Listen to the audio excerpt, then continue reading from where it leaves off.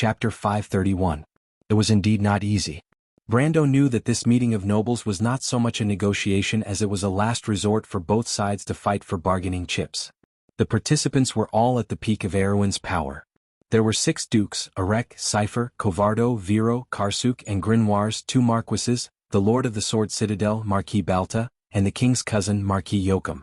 There were also 5 earls with special privileges, 2 archbishops of the Holy Cathedral, and many leading figures of Ampere Seal's merchant groups. It would be very difficult to blend in with these people without extraordinary means. Fortunately, this was not a temporary matter. The nobles would only start a new round of negotiations next week, so Brando had time. He entrusted this matter to Sue because he had more important things to do. After he settled the youths of the White Lion Legion, he took Amandina and Scarlet with him, rented a carriage and went straight to the inner city. The destination of the carriage was the Anderla Cathedral in the inner city. The cathedral was built in the year 227 of the First Era, more than 100 years ago. It was built by the merchants of the city and completed by the master architect, Ragnan. It was the most famous artistic treasure of Ampere Seal. The main hall was oval-shaped, with countless pillars extending out from the side walls. The sharp arched door at the front symbolized the majesty and supremacy of the divine authority. The pilgrims walked slowly up the 120 steps, and in front of them was a huge fountain square. It was majestic and natural. Carriages were not allowed to pass through the square in front of the Holy Cathedral. When Amandina and Scarlet stepped out of the carriage and saw the majestic Holy Cathedral, they couldn't help but be speechless. Anyone who came from the south and was called a country bumpkin by the locals of Ampere Seal would be stunned when they saw the Holy Cathedral. This was the only place where Erwin could become a Templar Knight. Erwin's Holy Cathedral of Fire had 2 ranks of knight. The Paladin Knight was a title given to those who had crossed the elemental barrier, and the Templar Knight was a real profession. In the beginning, the Templar Knight was a soldier monk of the Holy Cathedral, but it was later open to the nobles. Players who wanted to advance to this profession had to meet 2 conditions. One was to have a clean background, and the second was to be full of reverence for the Flame King's spiritual symbol, the Golden Fire. The latter was simple as long as their religious knowledge, cruise, reached level 10. The former was more troublesome, and players needed to get a recommendation letter of recommendation from the nobles. The letter in Brando's hand was sent in the name of Erwin's academic master, Tullman. After the Calamity of Wolves, it was easy for Brando to ask for a recommendation letter. Besides, he already had the intention of becoming a Templar Knight, so he naturally would not let go of this opportunity. This was the second letter of recommendation that Tullman wrote to him. The old man joked that Brendel was a cunning little fox and nothing good would come out of it. He was obviously reminding Brendel that he had not forgotten about the small matter that Brendel had tricked him. Brando could only laugh at this. At that time he had no choice and in all seriousness he did not lie. However, Brando did not want to start the Slate War prematurely and disrupt history, so it was not convenient for him to talk about this matter in detail. Brando handed the recommendation letter to the guard of the Holy Cathedral. Those who were able to become a Knight of Honor at the main entrance of the Anderla Cathedral were not simple people. Most of these people were born nobles and had a certain amount of background. Therefore, the guard immediately recognized that the silver letter in Brando's hand had an extraordinary origin. He did not dare to be negligent, and after asking about Brando's intentions, he immediately led Brando to the back of the cathedral, where the priests rested. If it was an ordinary person, the guard naturally would not have done so. However, Brando was accompanied by the red-haired girl with a ponytail, Scarlet, and the noble girl in a black dress. The former's aura of a high-ranked warrior could not be faked, while the latter's aura was that of a high-ranked advisor. Moreover, Brando's current appearance was not bad, and coupled with the aura of a gold-ranked ranker, it naturally gave people the illusion that he was a person of high status. This was the reason why Brando only brought Scarlet and Amandina. At first glance, the guard mistook Brando for a descendant of a noble, and was already somewhat convinced in his heart. Coupled with the dazzling personal symbol on the silver letter, he did not dare to doubt it. The Anderla Cathedral was divided into 2 parts, the front and back. Most people who entered the cathedral to worship would at most stop at the front of the cathedral. However, Brando was actually very familiar with the latter part of the cathedral. For example, the place he was currently in was actually the training area of the Knights of the Cathedral. It was divided into the dormitory area, 3 halls for training and a meditation room. He was currently in the meditation room used for class advancement. The steps for a Templar Knight's class advancement were actually very simple. They only needed an experienced priest to use holy water to salute them. However, the special thing was that a Templar Knight could receive several levels of blessings at the beginning of their class advancement. Generally speaking, the higher the rank of the priest, the higher the level of blessings received. The levels of blessings were actually free levels, and to the natives, it was equivalent to having different levels of power after class advancement. This was a great temptation for ordinary people, so many nobles spent a lot of money to bribe the cathedral, hoping that their children would be saluted by a priest of higher status. Of course, the ones who saluted were usually the lower-ranked priests. The two priests of the Ampere-Seal diocese were of high status, and although they knew that their subordinates were bribed, they would not participate in the corruption. The guard found an elderly priest for Brando. When Brando saw the red border on the priest's white robe, his eyelids could not help but twitch. This old man was also a high-ranking priest, and his status was second only to the regional priests like Amon and Wood. However, he was still a respectable existence. Tolman's reputation was really big, even the cathedral had to do him a favor. He saw the guard whisper a few words in the elder priest's ear, and he guessed that the guard was probably explaining his identity and origin. The elder priest's eyes showed a look of uncertainty. Brando was very clear about the steps involved, and hurriedly handed in his letter of introduction. After the elder priest checked the letter, there was only caution in his eyes. In fact, Tolman's reputation was too prominent, and very few people knew that he had once held Fleetwood's current position. Although Tolman, who lived in Braggs, rarely appeared in the noble circle of Erewhon after leaving the position of the head of the Royal Library and handing over the position of the chief court mage, his name was definitely well known in this circle. Although Tolman was born in Erewhon, he was actually a Buga, and everyone knew this. Back then, the four sages had all received the grace of the Buga people. The Buga wizards could now have a transcendent status, not only because they were the Silver Folk, but also because they never intervened in the disputes of the four holy cathedrals. The four holy cathedrals were in awe of this neutral organization. May I ask what relationship you have with Master Tolman? After all, the elder priest was more mature. Tolman had been living in seclusion for many years, and now someone suddenly came with his letter to change class to a Templar Knight. Of course, he had checked the letter and there was nothing wrong with it, but he still had to ask for the details. I have nothing to do with the master, but the master had a little relationship with my family in the early years. He tried his best to be vague with his words. After all, he knew that no one would go to Tolman to verify his words. Even if there was, Tolman would probably help him lie. The elder priest nodded. The relationship between the nobles was complicated, and many people did not want to be too clear about it. Brando was more or less done. As long as the letter was not fake, it was enough. After all, this young man only wanted to change class to a Templar Knight, and not join the Holy Cathedral. He put away the letter and replied, "Originally, it was Master Tolman's request that the Lord Officiant personally salute you, but you came at a bad time. The Lord Officiant just happened to be out. Why don't you come back after a while?" As soon as the elder priest spoke, Brando saw the Holy Cathedral guard beside him suddenly become strange.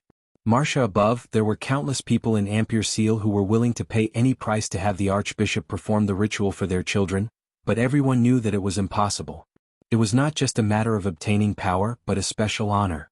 The Archbishop had only performed the ritual for one person in the past 10 years, and that was at the request of King Oberg VII. It was to improve the relationship between the Holy Cathedral and Aween, and that person was now the commander of the White Lion Legion, a territory of his own. Thinking of this, the Holy Cathedral guard could not help but stare at Brando a little dumbfounded, as if he wanted to see what was different about this young man. However, Brando secretly felt that things were not going well.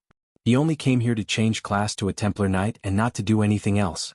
In his opinion, the less trouble there was, the better. Anyway, he did not care about the few free levels. It would be best if he could just find a third-rate archbishop to bow to him. Brando was now a little regretful that he asked Tolman to write the letter of introduction. If he really did get Wood to bow to him, he would probably be on the front page of the Noble Circle in Ampere-Seal by tomorrow morning, and soon people would find out who he was. Brando did not believe that there were any secrets in this world that could really be kept.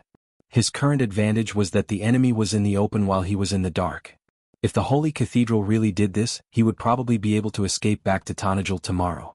Not only him, but also the reputation of the entire Holy Cathedral of Fire and Tolman himself would be ruined. Brando did not dare to imagine how terrible it would be. Fortunately, thanks to the protection of Lady Martha, Wood was not there. This was the only thing that let Brando breathe a sigh of relief. He hurriedly shook his head and replied, "There's no need. I just yearn for the way of the golden flames." As for who bowed to me, it doesn't matter. Brando's words were full of righteousness, and the elderly priest's eyes lit up when he heard it. He could not help but nod and say, "Not bad, not bad. There are very few young people who think like you nowadays. Those nobles. Sai, let's not talk about it. Then let's do it this way, I will personally bow to you." At this point, the old man could not help but look at Amandina and Scarlet, and then asked, "But your servants can't go in with you. How about letting them wait here?" "Of course," Brando replied. Note 1, the core doctrine of the Holy Cathedral of Fire. If you like this work, you are welcome to come to Chidian. Come to vote for me. Your support is my biggest motivation. Chapter 532.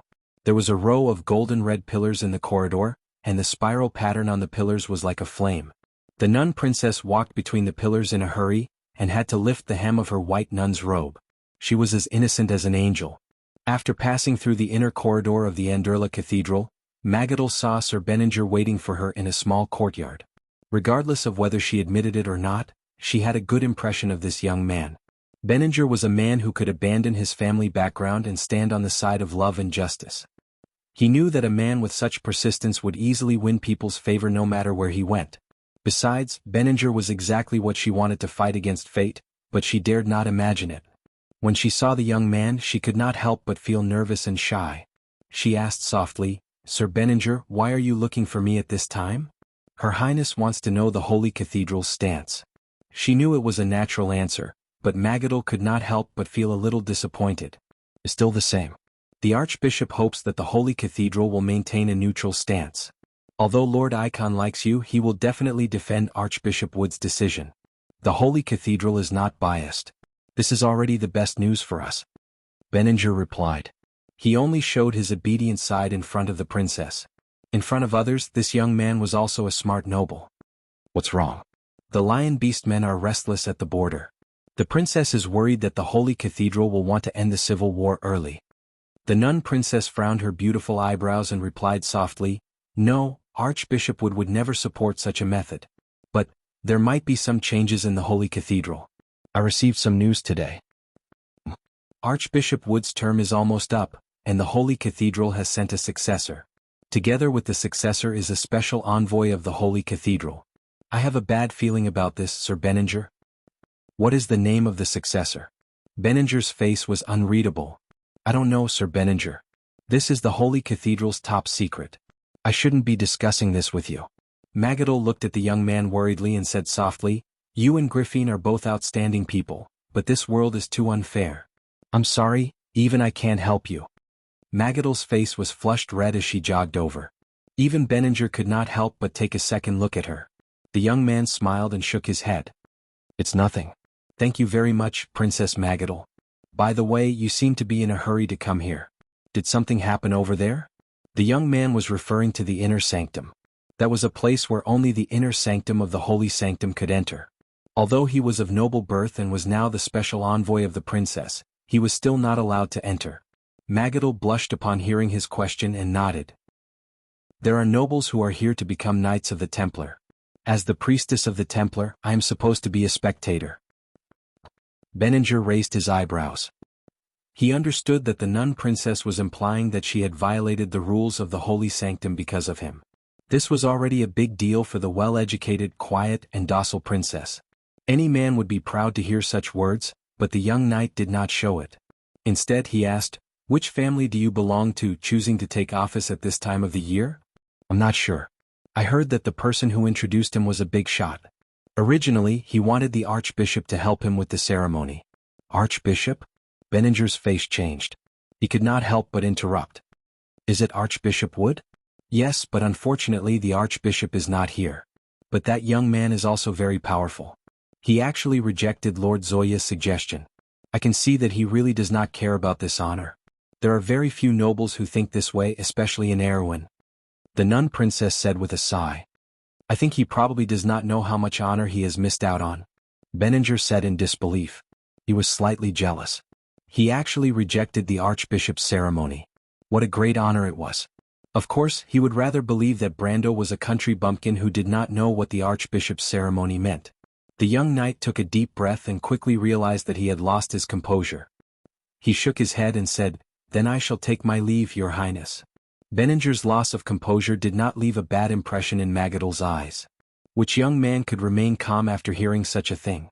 Even the nun princess herself could not believe it, let alone the fact that she had a good impression of Benninger.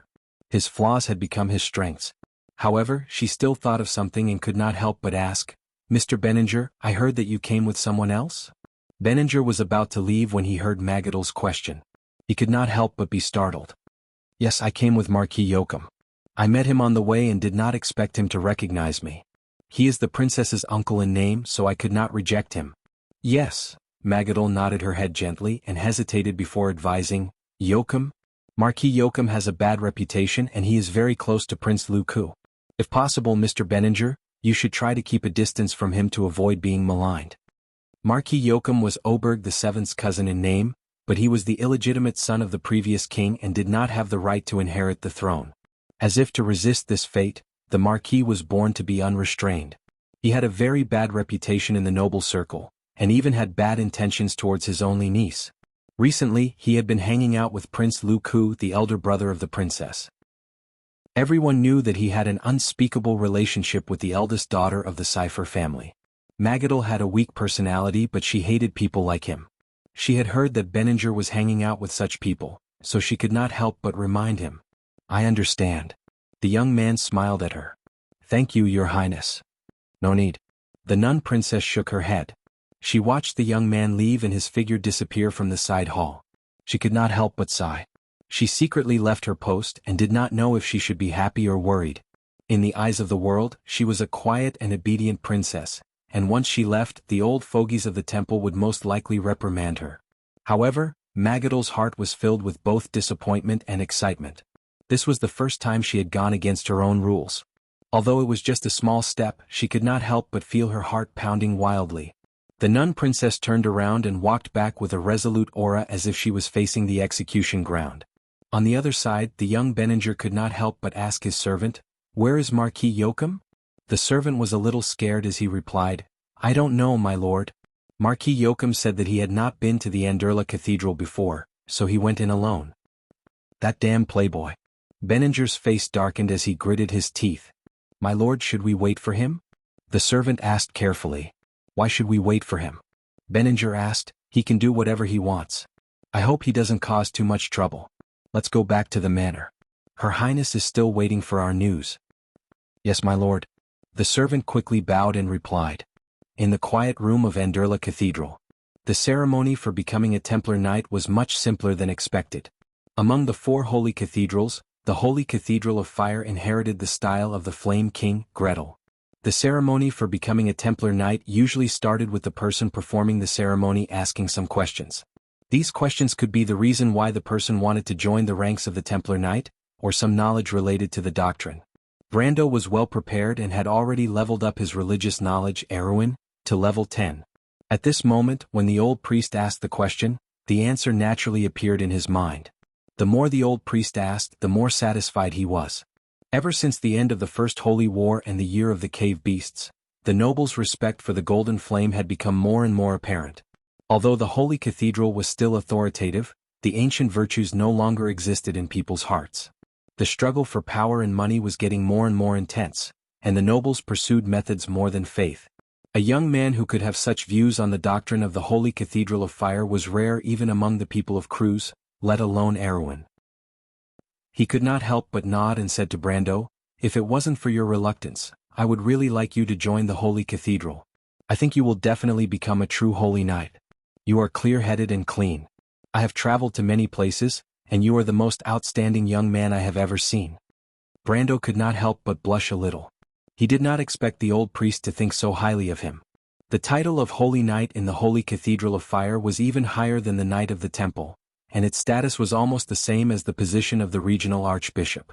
Brando knew that as long as he nodded, it was likely that the old priest would recommend him to that step. A holy knight enjoyed unimaginable power and status in Erwin. For example, Archbishop Wood's status could be said to be superior and equal to that of the king.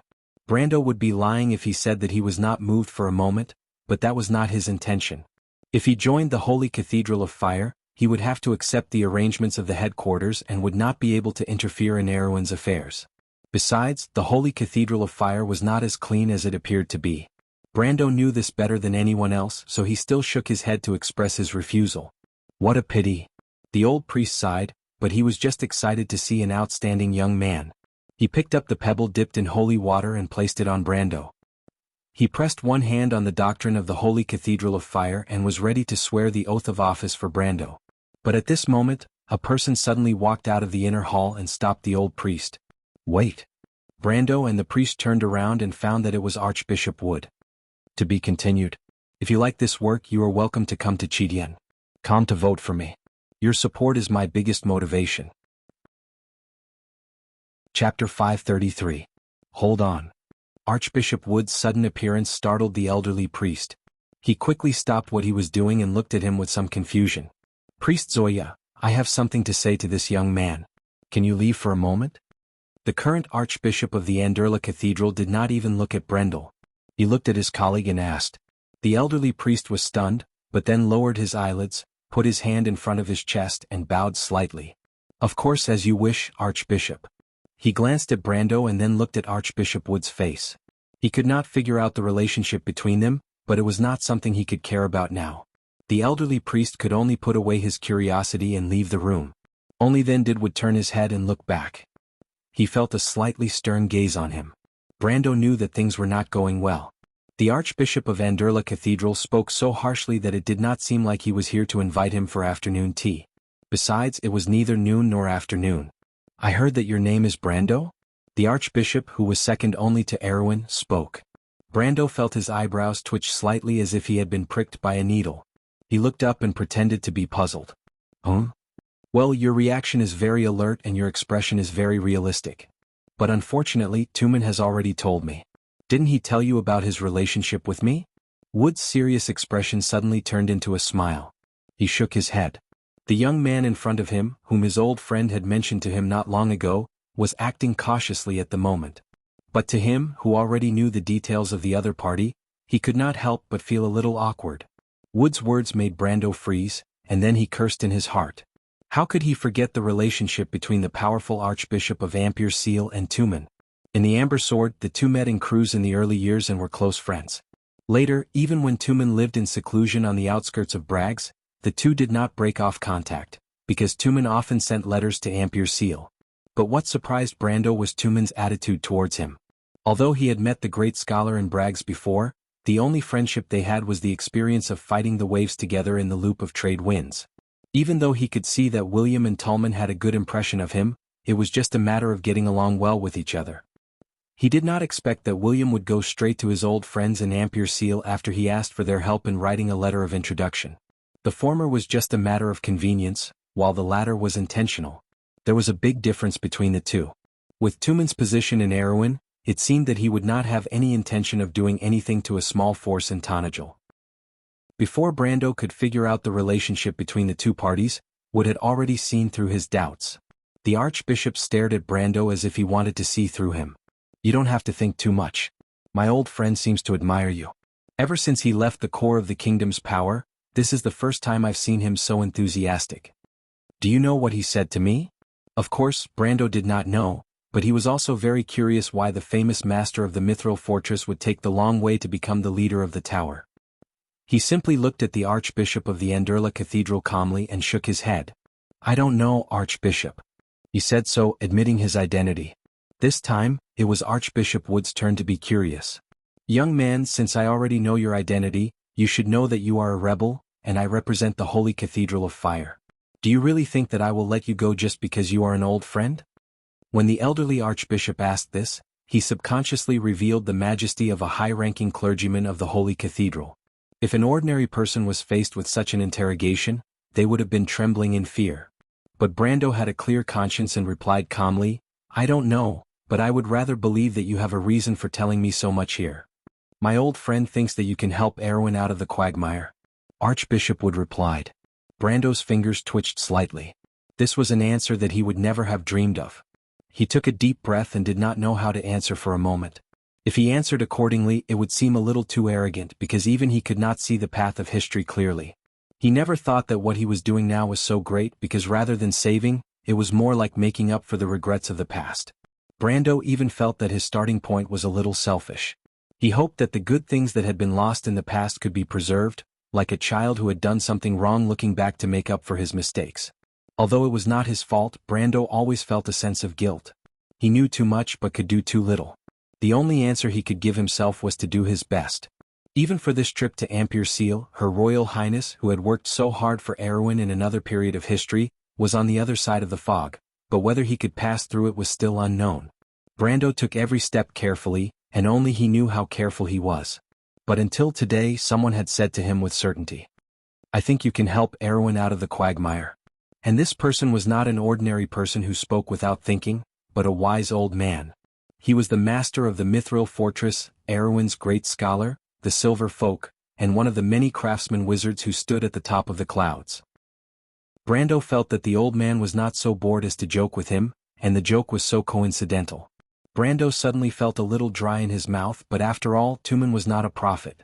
This old man might have seen some signs with his wise eyes, but Brando felt that it was better to be humble. But if he blindly denied it, it would seem that he did not have enough confidence. He looked at the Archbishop of Anderla and finally nodded. "I believe that any ambitious young man would have such thoughts about this decaying kingdom. Not only me, there are many people who are fighting for this goal. So am I. It's just that I try my best to do what I think is right, that's all." "So what you did in Tonajil is also part of the answer?" Brando nodded. Wood lowered his eyelids, walked to Brando and motioned him to kneel down. "Do you know that the Lion Beastmen in the north are ready to make a move?" Brando looked at the Archbishop's action. He was going to perform the Knight of the Templars profession transfer ceremony for him. For a moment he could not figure out what the Archbishop was thinking. In the history of the Amber Sword, Wood was known for his impartiality. He was known as the Priest of Iron and Majesty. However, his reputation was mostly positive. He acted according to the virtues of the Holy Temple and was a truly admirable clergyman. Brando reacted after a slight pause. He hurriedly knelt on one knee like a knight receiving a title. Although he didn't have a good impression of this kind of ceremony, he understood that this was a rare opportunity. At the same time, he nodded and replied in a low voice, "I know a little. The Sanctum will not allow Erwin to make a move for too long."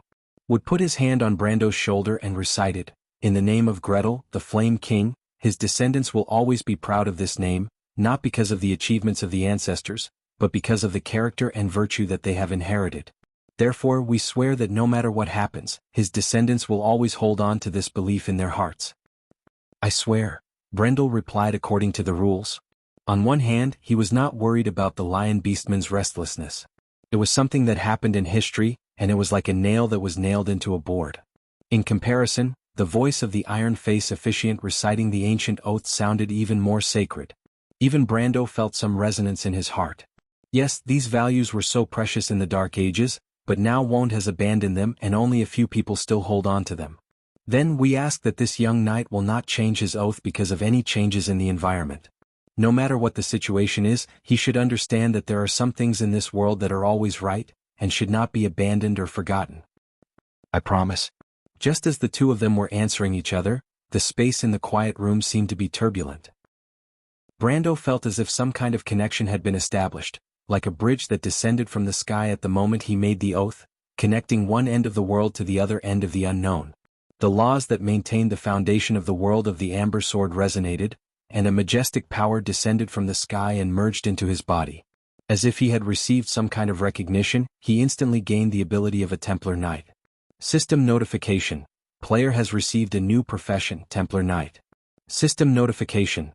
Player has received a new profession skill, Conflict Aura. System notification. Player has received a new profession skill, Blood of the Sun. System notification. Player has received a new profession skill, Crown of Thorns. The blessing of an officiant was indeed extraordinary. Brando instantly gained 15 levels of Templar Knight for free, and at the same time he also gained a new profession skill when he reached level 5 and 15. There was no need to introduce Conflict Aura, and Blood of the Sun and Crown of Thorns were also one of the core skills of a Templar Knight. P.S. You bad people are secretly saying bad things about me in the group again. Don't think that I didn't see it. I just had something to do during the day and I'm not going to update anymore. To be continued. If you like this work, you are welcome to come to Chidien.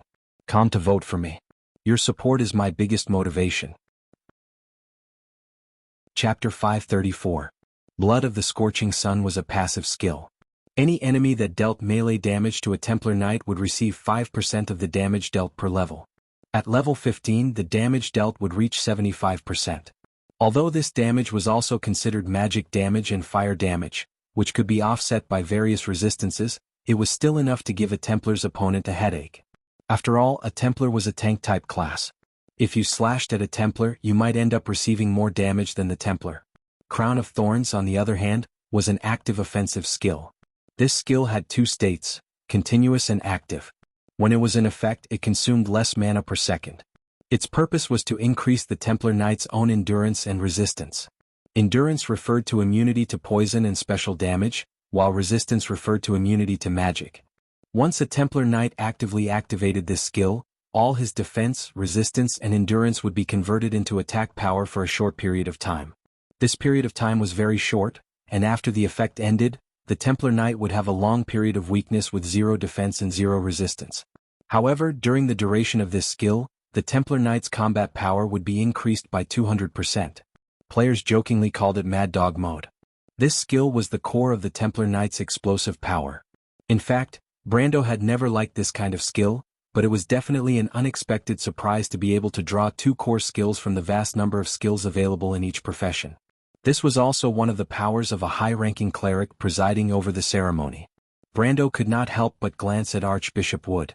The Archbishop, who stood at the peak of power in the Andurla Cathedral, did not have much of an expression on his face. In fact, the whole ceremony only lasted for a moment. Then the old man nodded to him and said, "You may rise." The restless law in the quiet room seemed to have quieted down in an instant. The previous feeling of divine power filling the room was now gone. It was as if everything before was just an illusion. The Lion Beastmen of Toquinen in the north are ready to make a move. The Holy Cathedral will not allow Erwin to cause trouble for too long. My term is coming to an end, and the Holy Cathedral may send a new high priest to replace me. Wood waited for Brando to stand up and continued the previous topic. He didn't seem to care about hosting the class change ceremony for Brando, and the focus of the conversation was repeatedly on this matter. When Brando heard this, he suddenly took it seriously. He knew that the Archbishop had always advocated that the Holy Cathedral should be independent from the affairs of the other countries and maintain a detached attitude. This was also the case when it came to the internal strife in Aween. Did the Archbishop suddenly mention this to him to say that his successor might not be on the same page as him? Thinking of this, he could not help but look suspiciously at this powerful figure. Archbishop Wood was non-committal. "I heard that you support Erwin's princess?" the old man asked. Brando did not avoid this and only nodded. "The princess is weak now. If she wants to rule Aween, I'm afraid this kingdom will fall into a long period of turmoil. Unless she can persuade Duke Arek, then the originally wavering Vero and Radner will lean towards the royal faction." The old man's eyes fell on Brando. "But do you think this can really help this ancient kingdom?" Brando shook his head. This was exactly what he wanted to stop. He could clearly see how things would develop in the future. Once the princess reached an agreement with Arek, she would have no choice but to compromise with the conservative nobles. The royal faction around her was unreliable, just like the pillars in this crumbling house had already rotted from the inside. No matter how they replaced the pillars, it would not be of any help. Perhaps it could save the situation for a while, but in the long run, it would be of no help. Brando was not a prophet, but he had seen all this play out with his own eyes. It was like the rise and fall of a stage play, but he was in it. The Archbishop of Andurla Cathedral looked at him again. "So, you understand?" Brando suddenly realized that this was what the Archbishop wanted to say. The Holy Cathedral would not let the civil strife in Erwin drag on for too long, and once the princess could not gain the upper hand in a short time, the Holy Cathedral was likely to intervene. Although Wood himself did not advocate this, there was no guarantee that his successor would do the same. Thinking of this, he could not help but look up at the old man. "Tolman is my old friend, and Erwin is also his homeland. He does not want to see his homeland fall, so I naturally have to help him. Besides, this does not contradict my views. Young man, my old friend has bet part of his chips on you, so I don't mind staying in Ampere Seal for a while longer. But time is limited, and the Holy Cathedral is not something I can control. At most, I will try to buy some time." He looked at Brando and said, "There is not much time left for you. From today I can see that you are a smart person. I believe you can understand what I mean." Brando took a deep breath and finally understood the relationship between the two. However, he did not expect Tulman to have the Holy Cathedral of Ampere Seal on his side. Although the time was short, it was a great advantage for his actions. This surprise really fell from the sky, and it was even bigger than when he got the Paradise of Adversity card set. He nodded to Archbishop Wood and said, "I understand. It's good that you understand. To the outside world, just use your original excuse. You should know that if the reputation of the Holy Cathedral is tarnished, the revenge that will follow is not something your territory can bear. Even Erwin is the same." The Archbishop said expressionlessly. Brando was of course aware of this. He did not want to alarm this important person, but he did not expect Tulman to have arranged everything early. Brando remembered that he did not talk much with William and the great scholar in the loop of trade winds. However, the great scholar was indeed the former leader of the Silver Alliance. He guessed his intentions with just a little clue. But Brando was more curious about what the great scholar thought of him. If the great scholar really thought that he could save Erwin, then he only needed to stand on his side. With the great scholar's influence, the princess's side could at least obtain the same power as the many nobles in the north. However, the great scholar chose to help from the side. What was he trying to do? Was it because he said that the silver folk were not willing to intervene in the affairs of the mortals? Brando felt that this might not be the case. Otherwise, the future wizards would not be fighting over the ancient slate. In the end, Brando stayed for about half an hour in the quiet room of the Anderla Cathedral for the Templar Knight's profession change. This was because the process of a Templar Knight's profession change took about this long. In addition to the ceremony itself, the priest who presided over the ceremony would also ask the knight some questions after the profession change, but would skip this step and only talk to Brendel about the situation in Aween. Brendel was not too worried about the Lion Beast men and their successors, especially when Wood reminded him of the speculations about the Lion Beast men and their successors, because he knew what would happen in the future. In history, the change of the Diocese of Ampere Seal would at least have to wait until next year. The Lion Beast men of Toquinen would not dare to easily invade the territory in the short term unless there was a change in history. However, in fact, his impact on the whole history was not as big as he thought. At least, Brando did not think that what he had done before could affect Erwin or even some of the decisions of the Holy Cathedral. This was a little too ridiculous. After half an hour, Brando bid farewell to the Archbishop of Ampere Seal and left. In fact, he did not mind staying here for a while, but staying here for too long would arouse suspicion. Besides, although the idea of becoming a Templar Knight had come to him when he was in the suburbs of Fortress Rieden, it was after all just an interlude in his many plans. Next, Brando was preparing to go to the largest auction house in Ampere Seal. He still had a painting of Princess Anyao that he had not sold yet. This art piece was priceless in the eyes of those who knew its value, but for someone like Brando who had no artistic talent, it was just equivalent to the funds needed for the future development of his territory. If he told others about this idea, he would probably be called the most vulgar noble in Erwin the next day, even worse than the nouveau riche. Fortunately, Brando never thought of himself as a noble. The so-called noble identity was nothing more than an excuse for him to hide his actions. But what troubled Brando was that the auction house in Ampere Seal was just like other noble gatherings. Without a certain status, it was impossible to participate in that circle. He knew that the owner of the auction house was a member of the Chamber of Commerce in Ampere Seal, a middle-aged man called Donner. He had a title and name, but this gentleman was very rich and it was not easy to meet him. Besides, the other party had his own way of collecting auction items, and it was not easy for Brando to participate in it. He did not know much about the affairs of the noble circle, and was about to ask Amandina who was waiting outside. In their group, probably only this noble lady knew more about the nobles in Erwin.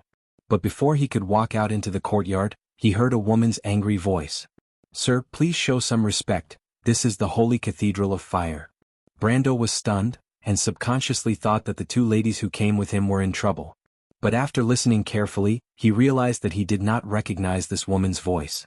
He could not help but be slightly stunned. Who was outside? Where did Amandina and Scarlet go? To be continued. If you like this work, you are welcome to come to Chidian.com to vote for me. Your support is my biggest motivation. Chapter 535. Sir, please show some respect. This is the Holy Cathedral of Fire. Princess Magadol pulled her hand back and frowned at the middle-aged man. This middle-aged man's face was pale, and his loose eye bags were faintly purplish-black. He looked like he had drunk too much.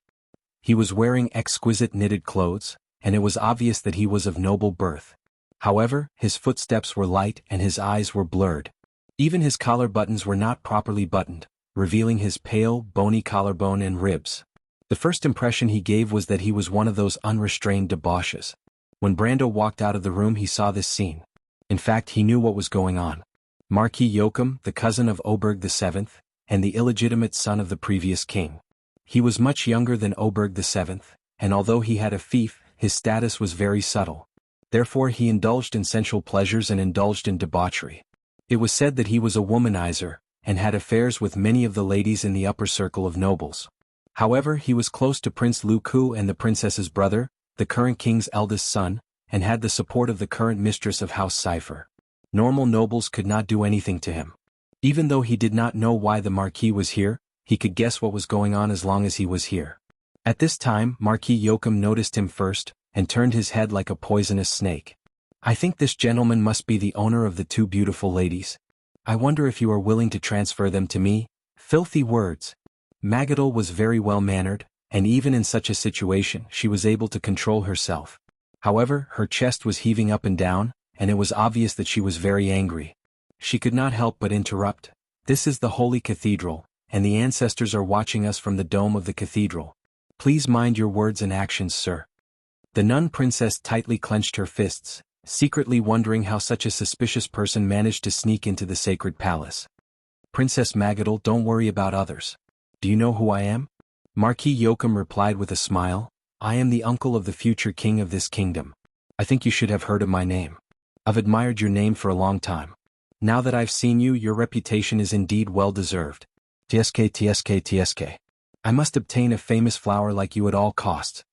Magadol gritted her teeth. She had been educated by the Holy Cathedral since she was a child. She had always been quiet and gentle, and all the people she had interacted with were polite and knowledgeable people. She had never met such a shameless person. She was so angry that her whole body trembled, but she didn't know how to fight back. At this time, Brando finally interrupted. "Forgive me for not understanding, sir. But I would like to ask, where are my two maids now?" He looked around but did not see Amandina and Scarlet. Thinking of the Marquis' reputation, he suddenly had a bad premonition. "Oh, they dared to speak rudely to me, so I ordered one of my men to teach them a lesson. But you can rest assured that I will not harm the lives of the beauties. It's just that the red-haired beauty did not know what's good for her, so Kagbo accidentally injured her. Actually, it's not a big deal. Since you're going to hand them over to me soon, isn't it natural for a noble to teach his maids a lesson?" Marquis Joachim said casually, as if the one who ordered the attack was not him but Brando. "Sir, you don't have to worry too much. Your female companions are injured, but I've already ordered them to be treated." Magadol screamed before she could finish her sentence. She saw a silver light fly past Marquis Joachim's face. It was a silver dagger. Marquis Joachim did not expect Brando to be so fast. Even the guards behind him did not react in time, and there was a bloody cut on his face. The middle-aged man screamed and sucked in a breath of cold air at the same time. For a moment he even forgot to throw a tantrum. Instead, he covered his bloody face and screamed at the top of his lungs, "How dare you attack a noble? How dare you violate the laws of the Holy Cathedral?" The nun Princess Magadol was stunned. In the core terms of the Holy Cathedral of Fire, the ancient nobles were protected. Although they would be punished for their mistakes, if anyone dared to harm them secretly, it would be a heinous crime. As a result, most of the fights between nobles had to come up with all sorts of dignified excuses.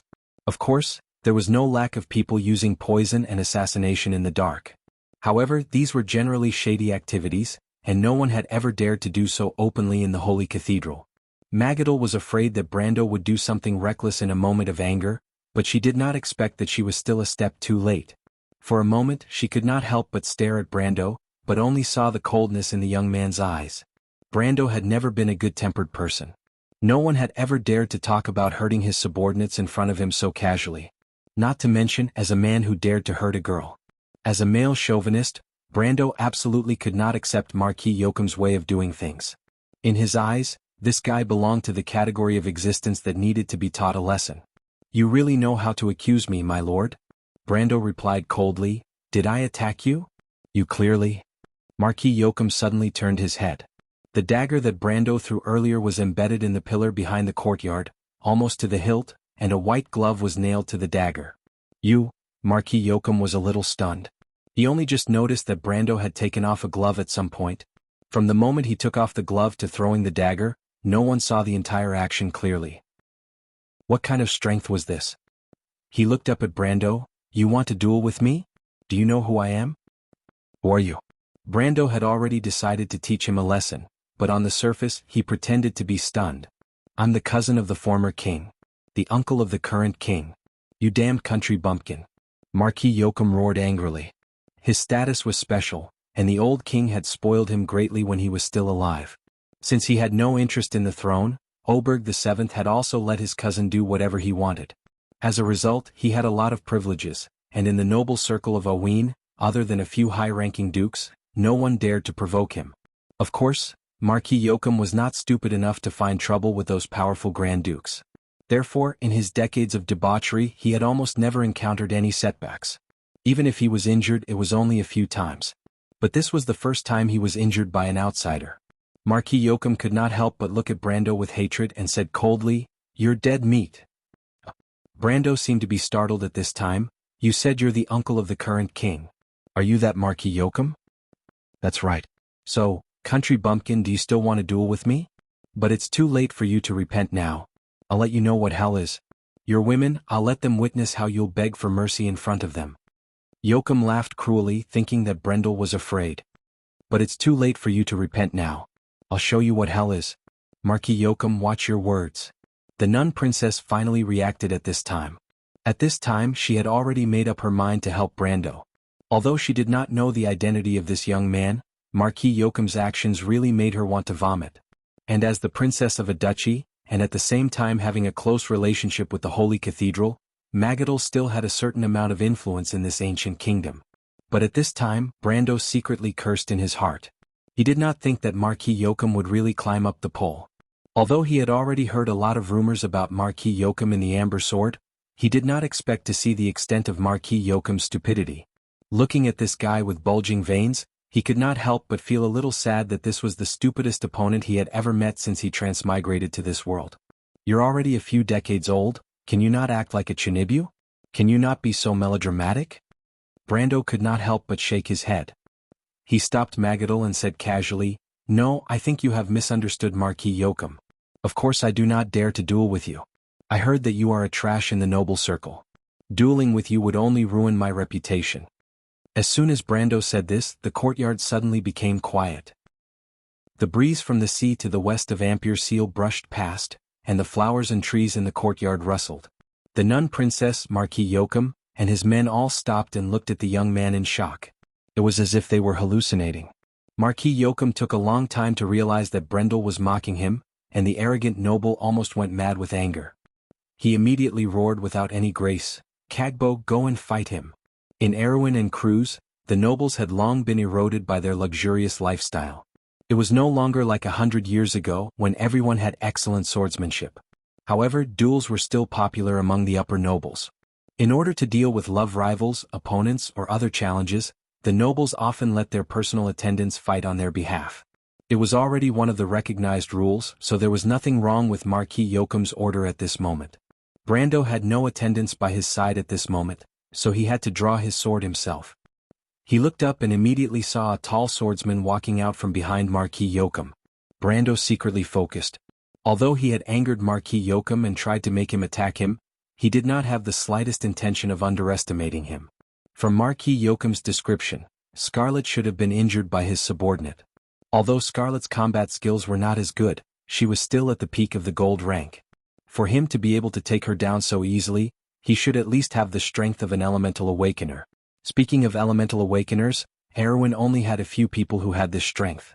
When he saw the swordsman walk out, he recognized him at a glance. It was him, Devard the Eagle, the man who was as famous as Buga the Cross and Sylvia the Silver Knight, was known as one of the three great swordsmen of Erech. However, this person was different from Buga. He and Sylvia both served Duke Erech. Why would he appear beside Marquis Joachim at this moment? Brando was slightly stunned. I originally wanted to release 2 chapters, but something came up at the last minute. I will release 1 chapter first. Love everyone in the group. If you like this work, you are welcome to come to Chidien. Come to vote for me. Your support is my biggest motivation. Chapter 536. Devard walked out from behind Marquis Joachim. He had inherited the long face and high cheekbones of the people of Erech. However, his fingers were a quarter longer than the average person's. As the saying goes, a person with a strange appearance is a strange person. Devard the Eagle was one of the 3 most famous swordsmen in the Erech province. In his early years he studied under the famous master swordsman Olaf. Later on he surpassed his master and created his own eagle strike sword style. Devard used a long narrow sword that was good for stabbing.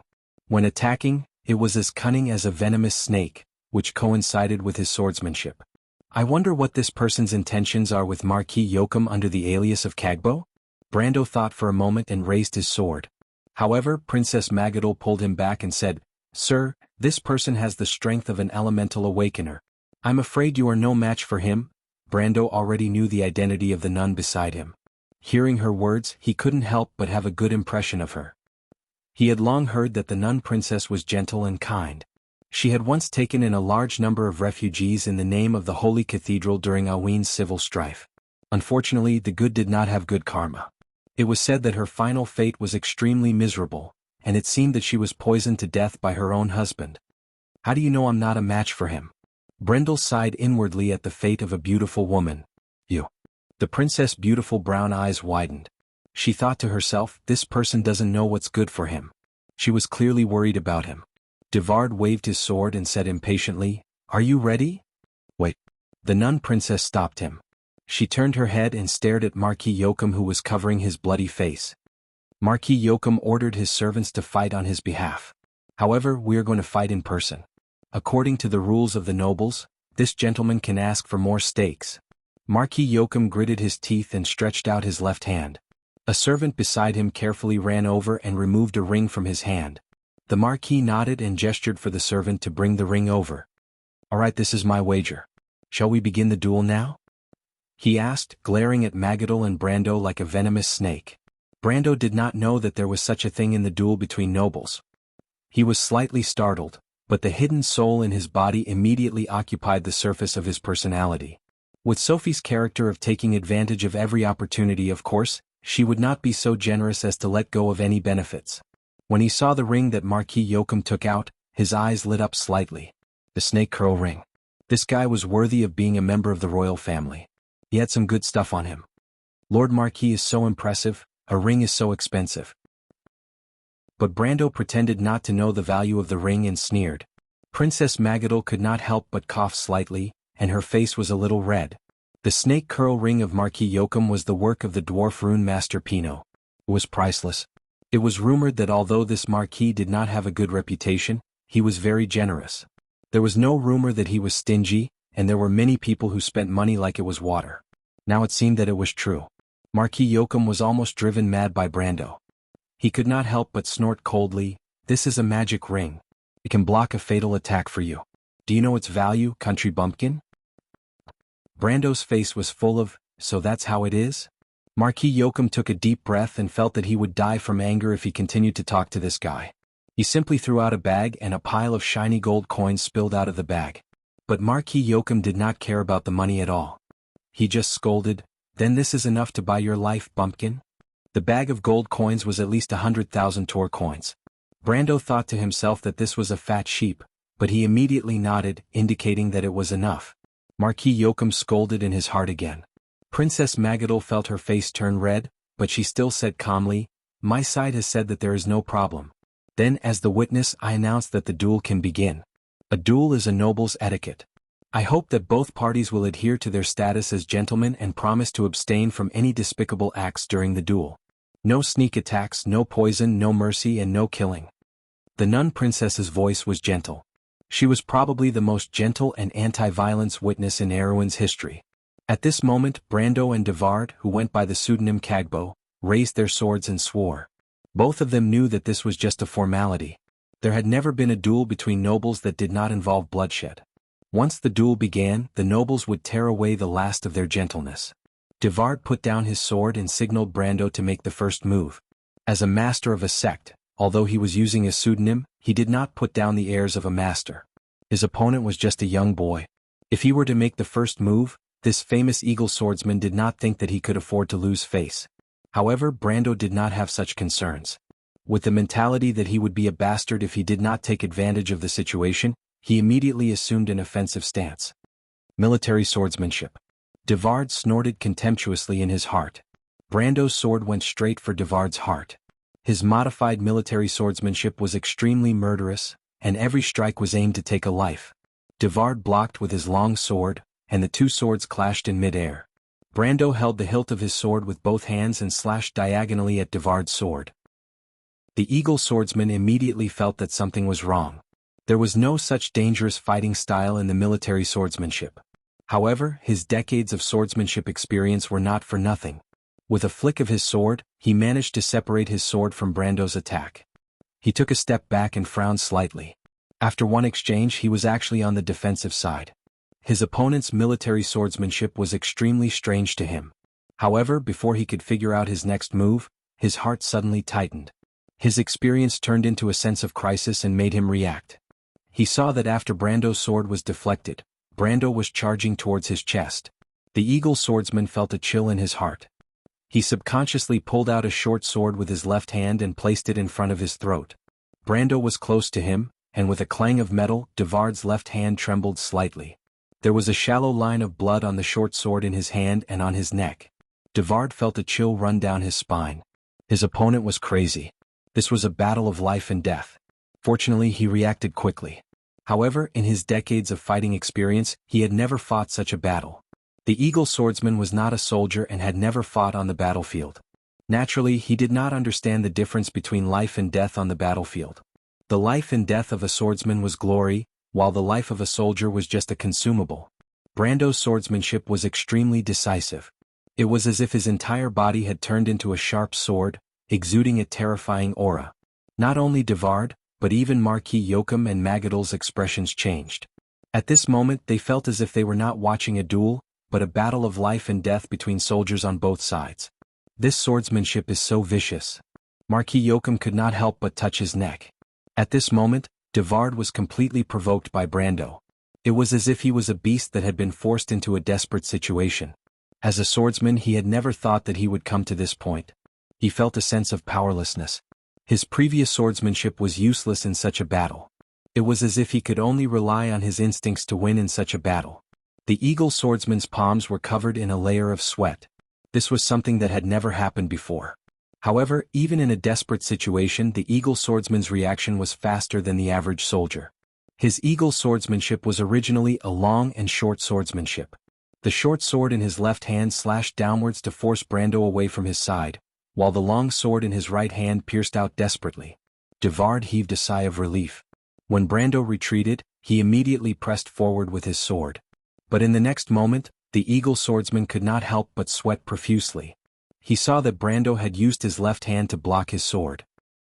The back of his left hand was immediately lacerated, revealing a deep wound. But he still took a step forward and slashed his sword straight towards his ribs. Devard could tell that if the sword landed, the blade would pass through between his 7th and 8th ribs, causing severe damage to his lungs. Devard finally lost his spirit. A silver mirror suddenly appeared in the path of Brando's sword. Sparks flew everywhere as Brando's sword heavily struck the silver mirror. A circle of ripples appeared on the surface of the silver mirror. It was like mercury, but after the ripples passed, not even a shallow mark was left. Next, a series of flashes formed a sphere with Devard as the center. Upon closer inspection, it was a silver convex mirror. These silver mirrors flashed and disappeared, forming a hemispherical defense around the eagle swordsman. Passive elemental power. Brando had long known that Devard's elemental power was the silver wall. The passive elemental power of this elemental power was somewhat similar to the fire shield. It would automatically defend the elemental power from external physical attacks. Of course, this was not an absolute defense. As long as the attacker's strength exceeded the elemental power's limit, this layer of defense could be easily broken. This passive elemental power could provide a considerable advantage in a battle of the same level. It was almost invincible in a battle of the same level. Devard had finally used this elemental power. In fact, this already showed that he was inferior to Brando in swordsmanship. If this was a contest of swordsmanship, then Devard would have already lost. But unfortunately this was a duel. Only then did Devard have the time to wipe his sweat. When he touched his forehead, he realized that it was covered in cold sweat. He looked up at Brando, unable to believe that this youth who was much younger than him had such superior swordsmanship. It was clearly military swordsmanship, but it was not. When he was young, he had been taught by the sword Saint Darius. He had seen the legendary sword saint's modified military swordsmanship. But this youth's military swordsmanship was even better. When he used his sword, it was as if he was on the battlefield. To enter the battlefield with the sword, this was the domain of the sword saint. Devard stared at Brando and could not help but ask, "Who are you?" Translator, Endless Fantasy Translation Editor. Endless Fantasy Translation. If you like this work, you are welcome to come to Chidian.com to vote for me. Your support is my biggest motivation. Chapter 537. It's none of your business. Brando was not in the mood to answer Devard's question. He put down his sword and his aura changed. The strength of a gold pinnacle made everyone's expression change. Princess Magadal and Marquis Yoakum had seen Scarlet's strength before. She was at the pinnacle of gold pinnacle, but now she was an upper gold pinnacle at such a young age. Even the nun princess had doubts in her heart. Who was this young man? No wonder Archbishop would had to personally greet him. Marquis Yoakum had to be serious. It was not strange for a noble family to have a gold ranker as a servant, but for a young child to have such strength, he had to be cautious. He quietly made a gesture to Devard, hinting him not to kill. A family that could cultivate a gold ranker at such a young age would not be weak. The eyes of the Marquis flashed, but the cold expression on his face did not change. He was determined to teach Brando an unforgettable lesson. An upper gold ranker against an elemental awakening. In fact, Brando had reached upper gold ranker because he had just obtained a level 15 Templar Knight. However, he did not hesitate. This time he did not use military swordsmanship. Brando first used the charge skill and his whole body turned into a phantom. This terrifying speed made Devard's scalp tingle, but he immediately recognized that this was the special skill of the Sun Knight. He immediately held his breath and raised both his swords. Speed. In front of the silver wall, speed is useless. The eagle swordsman could not help but comfort himself. Brando's sword pointed at Devard's long and short swords. He took a step forward and the 9 luminary sword art immediately created a phantom behind him. Brando's sword slashed down, and a silver mirror appeared in front of Devard like before. Dang! The long sword and the silver mirror shook violently together. In order to hide his identity, Brando did not use Haurangaya. However, his passive element was stability. Even if he used an ordinary longsword, it was still indestructible. Otherwise, the longsword in his hand would have turned into countless pieces of steel. Brando's attack was within Devard's expectations. A gold-ranked swordsman would not be able to penetrate his silver wall. He sneered inwardly and raised his swords to stab at Brando. Unfortunately for Devard, the sword that was blocked by the silver wall did not even have time to retract it. Instead, another sword slashed down from the void. It was as if Brando's afterimage was in 2 different dimensions at the same time. The eagle swordsman could not believe his eyes. The sword hit the same spot on the silver wall again. Although the silver wall floated outside of Devard's body in a hemispherical shape, the elemental power was still the source of the elemental power. The vibrations caused by Brando's 2 swords were like slashes on Devard's body. Especially the second sword, he was caught off guard and was sent flying by the sudden huge force. Brando was unforgiving. Under the effect of charge, he flashed up and down in the courtyard 8 times. Each time, he left an afterimage of the 9 luminary sword art. It was as if 9 Brandos were attacking Devard at the same time, and each afterimage had a completely different attack path. Although Devard was a master swordsman, he had never seen an ancient swordsmanship like the 9 luminary sword art. This was a legendary swordsmanship that was as famous as Cruz's flash strike sword art. It was not something his eagle strike sword art could compete with. Not to mention, Brando had the upper hand from the beginning. He could not find a way to fight back at all. Devard was dumbfounded. He had more power than Brando, but he could not use it at all. 9 Brandos were surrounding him and attacking him. No matter how powerful an elemental awakener was, it was impossible to deal with 9 gold-ranked upper ranks at the same time. Not to mention, these 9 gold-ranked upper ranks were telepathically connected and worked closely together. There was no flaw to be found. At this moment, even Princess Magadal, who had no understanding of swordsmanship, could see that Brando's attack was too fast. She did not know that it was because of the 9 luminary sword art. She only knew that Brando's speed had exceeded the limit. She could not help but be stunned for a moment. How can there be such fast swordsmanship? Marquis Yoakum's eyes flashed. For a moment, he could not help but move his hand away from his wound. His face was covered in blood, but he did not feel it. But Brendel did not manage to break through the silver wall's defense after 9 consecutive strikes. Instead, he saw pieces of silver scales sticking out from the soil in the courtyard, and he immediately knew that something was wrong. He did not expect that the 9 luminary sword art would not be able to break through the defense of the silver wall. Instead, it made his opponent angry. Devard's active elemental power, the Silver Wave, was no joke. Once the great swordsman decided to use his active elemental power, this battle would likely become a bitter one. He had to end this quickly. Brando took a deep breath. The 9 figures merged into one. Although it seemed that he had the upper hand previously, his left hand was bleeding profusely. His right hand that was holding the sword was also cracked. The power of the Elemental Awakener was not to be underestimated. Just the recoil from Devard's parry was already too much for him to handle. However, he did not hesitate. His body stopped, and the long sword in his hand was already slashing towards Devard's wall of light. The eagle swordsman Devard was forced to this point by a junior who was 2 realms lower than him. At this moment he was extremely angry. He gritted his teeth and raised both his swords to block Brando's attack. The 3 swords clashed together. A large amount of sparks flew in the air. The golden sparks jumped and landed on the ground. With a crisp crack, the dagger in Devard's hand was broken. The eagle swordsman was shocked. Swordsmen of his level all used famous swords.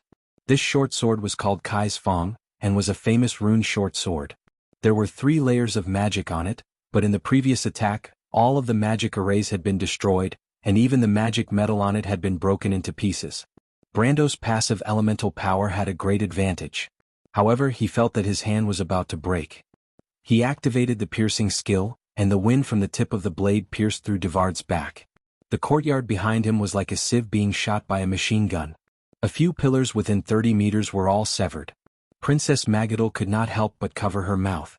How could she forget that this was the Anderla Cathedral? If these 2 were to go all out, wouldn't this place be torn apart? For a moment, the nun princess was frightened. Although she had a high status here, the old antiques in the Holy Temple could still scold her to death.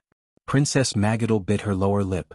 She had already decided to pay for the repairs with her own blood. She just hoped that these 2 would not make a big deal out of it. But her wish was destined to fail.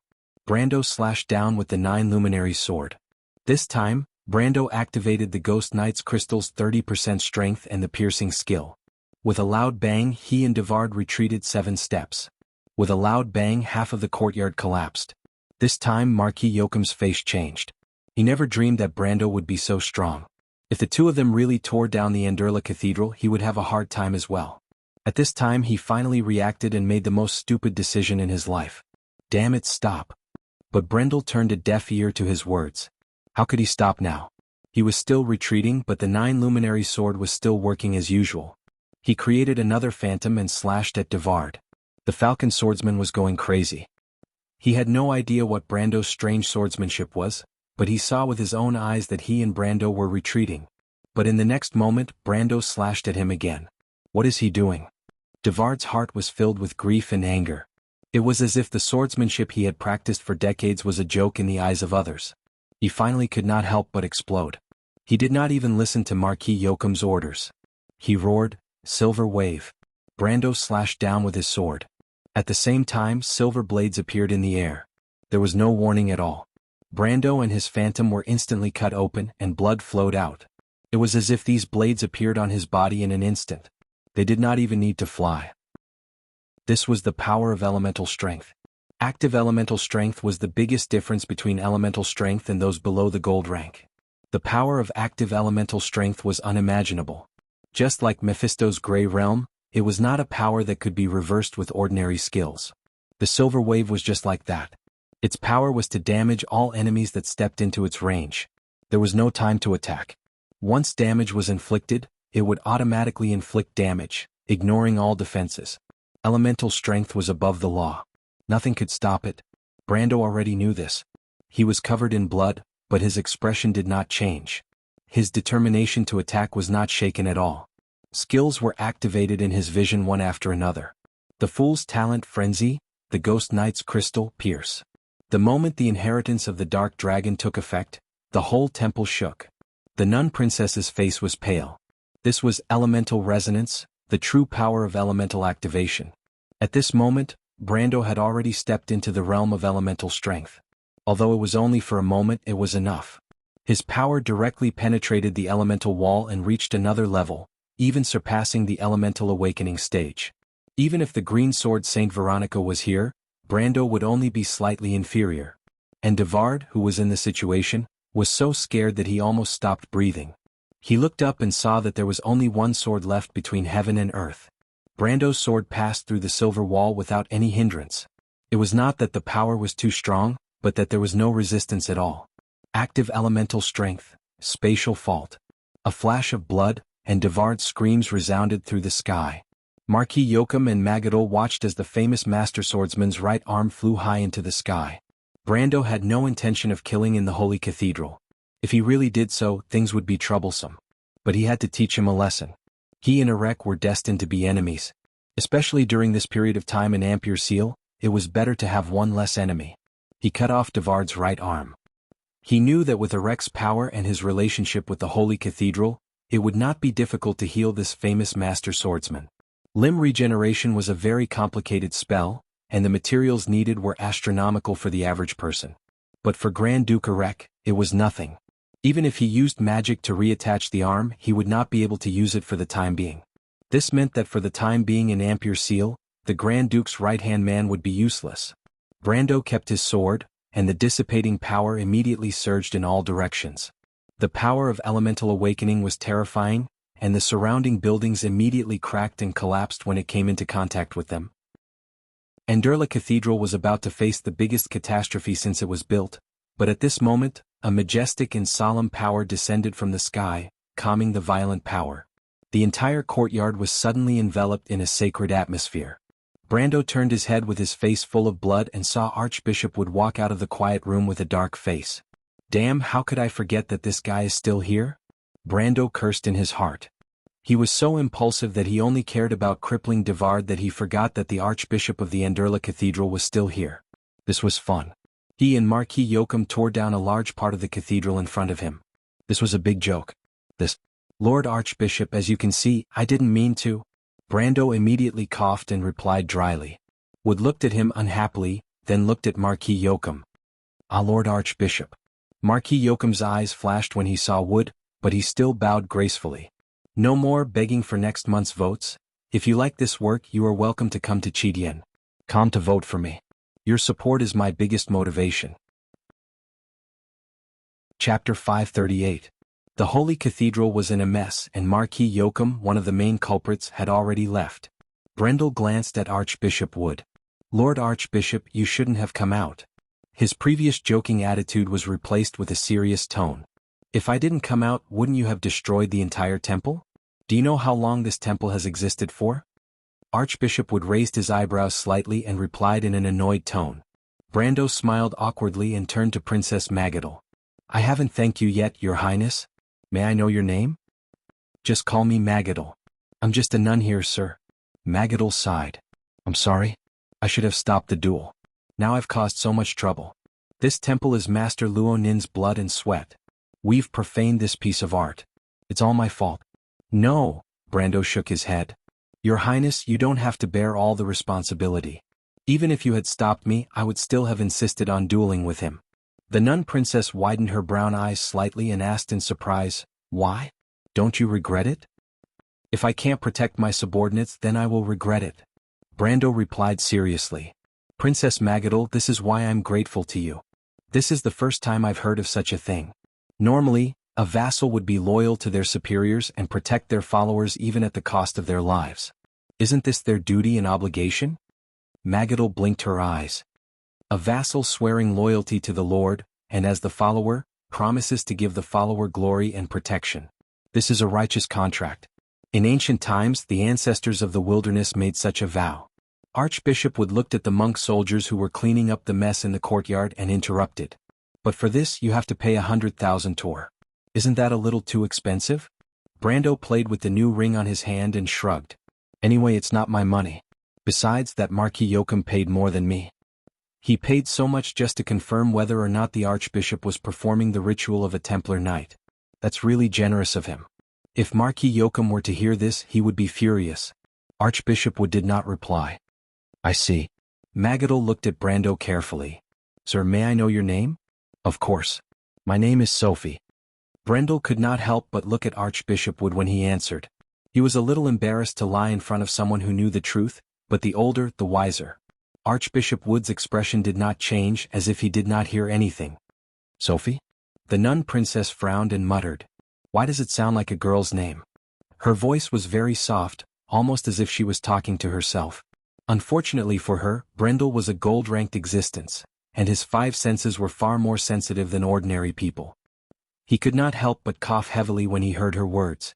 Fortunately, Magadol did not dwell on this question.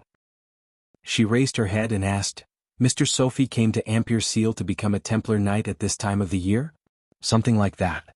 Brando suddenly thought of something and added, I also wanted to take a look at Ampere Seal to broaden my horizons. I have heard that this is the most prosperous port in the south of Wonde, but I have never seen it. Since I'm here, of course I want to see more. I see. Ampere Seal is indeed more prosperous than many places in Erewhon. But the most worthwhile place to visit in this city is probably the Anderla Cathedral. There is also the White Stone Lighthouse and the Rare Goods Market. The atmosphere of this city is indeed different from many other places. The nun princess nodded and replied. I heard that Ampere Seal has the largest auction in the south. In the history of Ampere Seal, there were even items that only existed in fantasy. Is that true? Brando pretended to question. In fact, no one knew more about Ampere Seal's auction than him. It was the auction with the highest number of players in Erewhon. It was held once a season, and many players would rush back from all over the world to participate in such a grand event. Ampere Seal's auction is indeed the most prestigious auction in Erewhon. Is Mr. Sophie interested in the auction? I am interested, but unfortunately, I do not have the qualifications to participate in the auction. Is Mr. Sophie troubled by this? Magadol asked with some surprise. That is not necessary. I happen to know the owner of the auction, Baron Donner. If Mr. Sophie does not mind, I can introduce you to him. The Baron is a serious businessman. I don't think he would be unwilling to have one more guest. Perfect. Brando knew that this well-connected princess must have her own way of doing things. However, he felt that he was taking advantage of her, so he apologized sincerely. If that is the case, it would be impolite of me to decline. I am very interested in seeing the auction. Thank you very much, Your Highness. It is nothing. Princess Magadol smiled at him, as if she was very satisfied to be able to help others. However, Mr. Sophie, Marquis Yoakum is a narrow-minded person. Be careful that he does not take revenge on you in Ampere Seal. Of course I know. Brando nodded. Of course he knew this, but this time he came to Ampere Seal under an alias. Ampere Seal and the surrounding areas had a population of more than 300,000, and there were at least 1,000 nobles. As long as he left the Holy Cathedral, as long as Archbishop Wood did not say anything, Marquis Yoakum would not be able to find him. After Marquis Yoakum came out of the Anderla Cathedral, he immediately got into a carriage. Devard, who was seriously injured and pale, was also helped into the same carriage by his attendants. The smell of blood in the carriage was very strong. Those who knew Marquis Yoakum well knew that he was a very serious clean freak, but at this moment he did not even frown. He only said, How are your injuries? Not too good, I'm afraid I will have to rest for half a year. Devard replied weakly. His wounds had been stopped bleeding with magic, but he was still too weak to sit properly. I did not expect that young man to be so strong. Marquis Yoakum could not help but touch his cheek. The cold pain made him grimace. He took a deep breath. No one had dared to hurt him since he was young. Marquis Yoakum fell silent, and for a moment no one knew what to think. You were too impulsive this time, Marquis Yoakum. Devard replied weakly. That old man had only hosted the ceremony for these two people for more than 10 years. Of course I wanted to know what he was doing. He put his bloody finger to his nose and smelled it. He frowned and scolded. Impulsive, it's hard to say. But that bastard is too much. Isn't it just 2 women? How could he be so ruthless? I don't know where this bastard came from. Then what do you think, Marquis Yoakum? Magadol does not seem to know him, then he should not be on my lovely niece's side. Marquis Yoakum's face was gloomy. Probably a descendant of the ancient nobles. It is said that the late King Eric had the support of several hidden noble families. These nobles are more or less related to Cruz. But I don't know why that old man is looking for them at this time. Does he want to extend his term? My lord, this is to our plan. Devard suddenly struggled to sit up. Just stay here, what are you so nervous about? Marquis Yoakum changed his usual frivolous image and coldly glared at Devard. The dignified swordsman actually froze under his glare. Is it that easy for a magistrate to extend his term of office? Even the largest force in Kurlutz can't influence the decision of the Holy Cathedral. You have no brains at all. I think that old man wants to struggle, but let him be. It has nothing to do with us. Marquis Yoakum said as he lifted the curtain of the carriage and cast a cold glance outside, secretly grinding his teeth.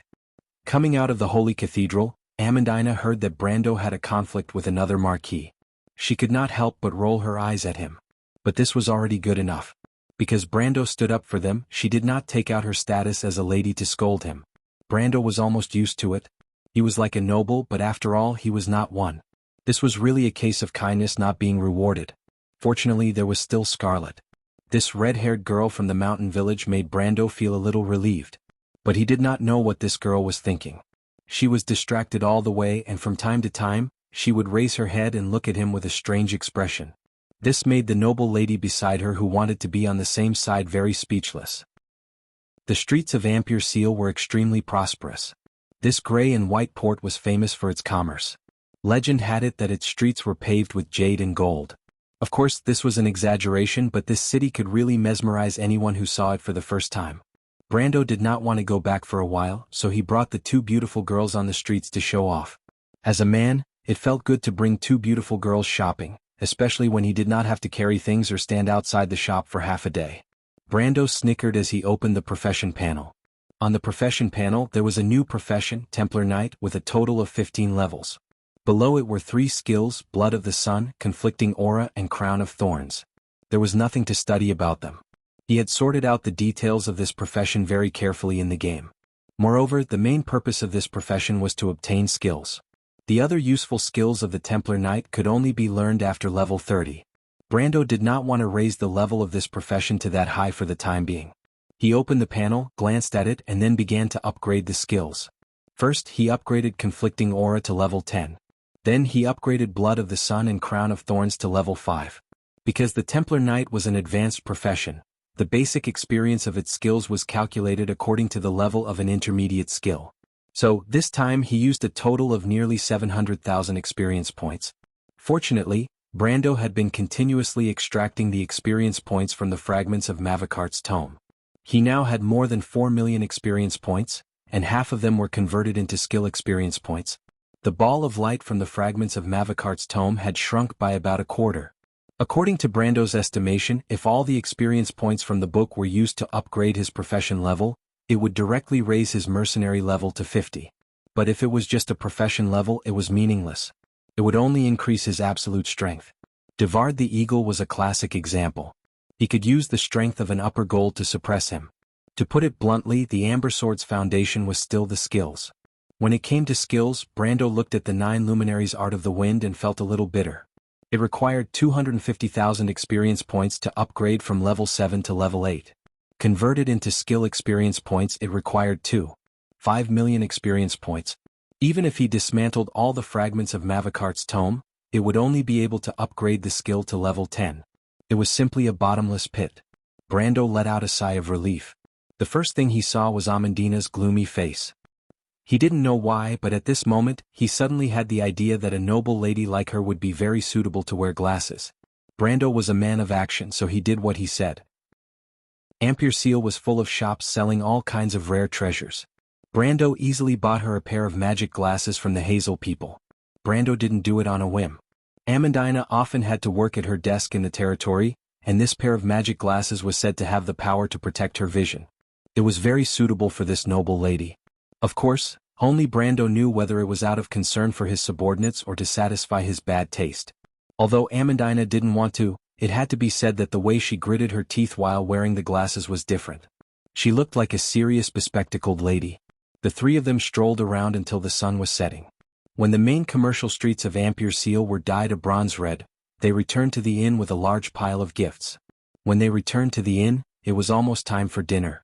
However, Brando found that a few of his main subordinates had been waiting for him for a long time. After asking, he found out that Sue, who had returned from outside, brought back new news.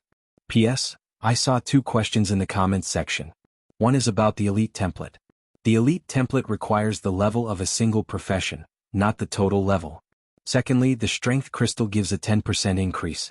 With a shake of my hand I wrote 30. I'm kneeling. To be continued. If you like this work you are welcome to come to Chidian. Come to vote for me. Your support is my biggest motivation. Chapter 539. In this world there was no such thing as an impenetrable wall.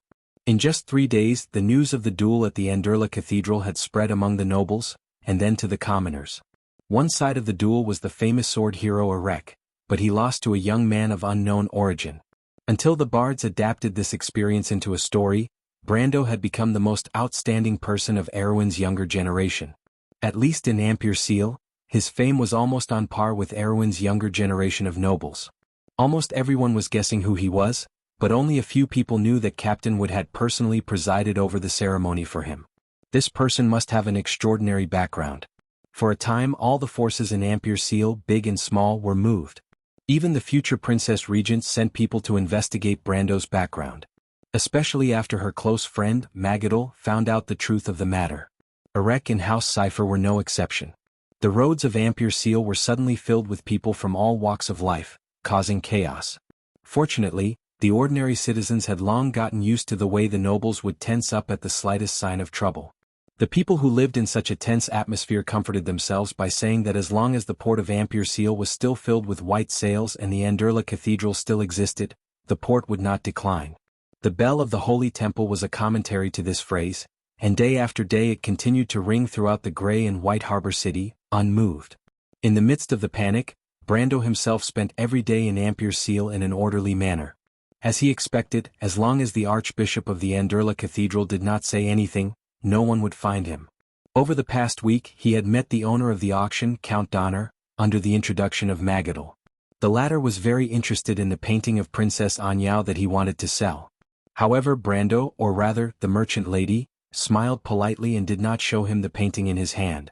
Instead, he tactfully said that he would send the painting over in a few days for Count Donner to verify its authenticity. Brendel found it hilarious to watch the Baron's itchy face and Romaine's slow and unhurried conversation. But in the end, even this experienced businessman could not help but sigh at his inferiority, praising that Romaine was born to be a businesswoman. This was somewhat out of Brando's expectations. He knew that the Roman lady was talented in business, but her brain was not very clear. Or it could be said that her logic circuit was different from ordinary people. Plus, she did not have many opportunities to deal with people in the same field.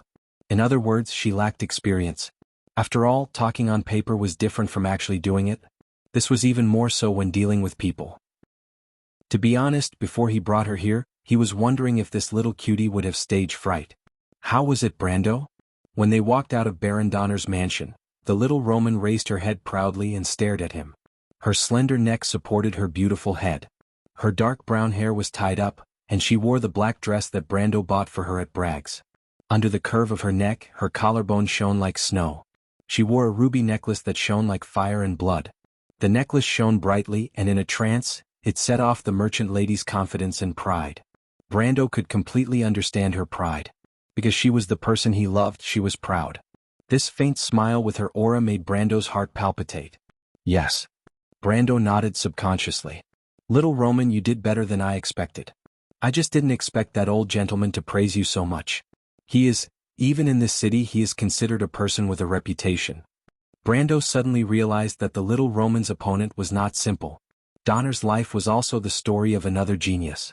That man was the first person in Ampere Seal who relied on his identity as a merchant to obtain the honor of being a noble. The old man is too kind. The Roman raised her willowy eyebrows and answered matter-of-factly. Brendel turned back to look at her. It was rare to see the merchant lady being so humble. Even when she was still in Bucci, this young lady's heart was higher than the sky. She would never show her hesitant side in front of anyone, as if she was born to be the master of the scene. If there is desire, there will be a weakness. The little Roman replied in an unfathomable tone, but the second half of the sentence was leaked. Aunt said that if someone uses Brando and the little Roman to make a deal, the Roman will also feel distressed. The first half of the sentence sounded reasonable, but the more Brendel heard, the more ridiculous it became. He pinched the little boy's cheeks and said, "Don't talk about using your fiancé to make a deal with me in such a serious manner." Ouch, ouch, ouch, Brando, you, ouch. Let go? The merchant lady immediately raised her eyebrows, and her little face was twisted by Brando. Beside them, Nun Princess Magadol looked at the man and woman with a strange expression. She did not know why, but she felt a little envious. After a long while, she squeezed out a suitable sentence. The two of you have such a good relationship. Brando smiled and let go of the little Roman. He raised his head and looked at the bright silver moon above Ampere Seal. In the next few days, the news of the war in the north finally spread. The Kurlutz people had already marched their cavalry into the sword fortress, and the threat of the lion beastmen seemed to have become a reality overnight. The holy war quickly replaced the young swordsman as the hottest topic among the people of Ampere Seal. Even the air seemed to be brewing with a heavy sense of conspiracy. The Anderla Cathedral was about to change, and the cathedral became busy. On the other hand, ever since he saw Devard the Eagle by Marquis Yoakum's side, Brando smelled a hint of hidden danger. He asked Sue and Andrique's subordinates to gather information. Vampires were creatures that lived in the shadows, and spying was one of their best jobs. Madara had sent vampires to infiltrate humans several times to gather information, and Brando was just following suit. However, the news that Mephistopheles and Andrique found out only increased his suspicions.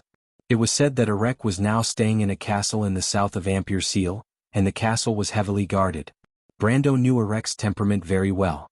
He was a cunning old fox, and if he was so cautious, he must be brewing some kind of conspiracy. It was a pity that the female vampire had tested the castle's defenses and could not do anything. This news made Brando feel a sense of urgency. He wanted to see Princess Griffine and warn her in advance, but it was a pity that the princess's manor was also heavily guarded. Otherwise, he would have wanted to sneak in at least once. The time for the meeting of the nobles was getting closer and closer, and in the end, Brando had to give up his suspicions about Erek. On the other hand, Archbishop Brando would send his confidants to inform him every day about the movements of the nobles in the Holy Cathedral. Of course, this information seemed to be floating on the surface, and as long as Brando moved his hands, he could find out.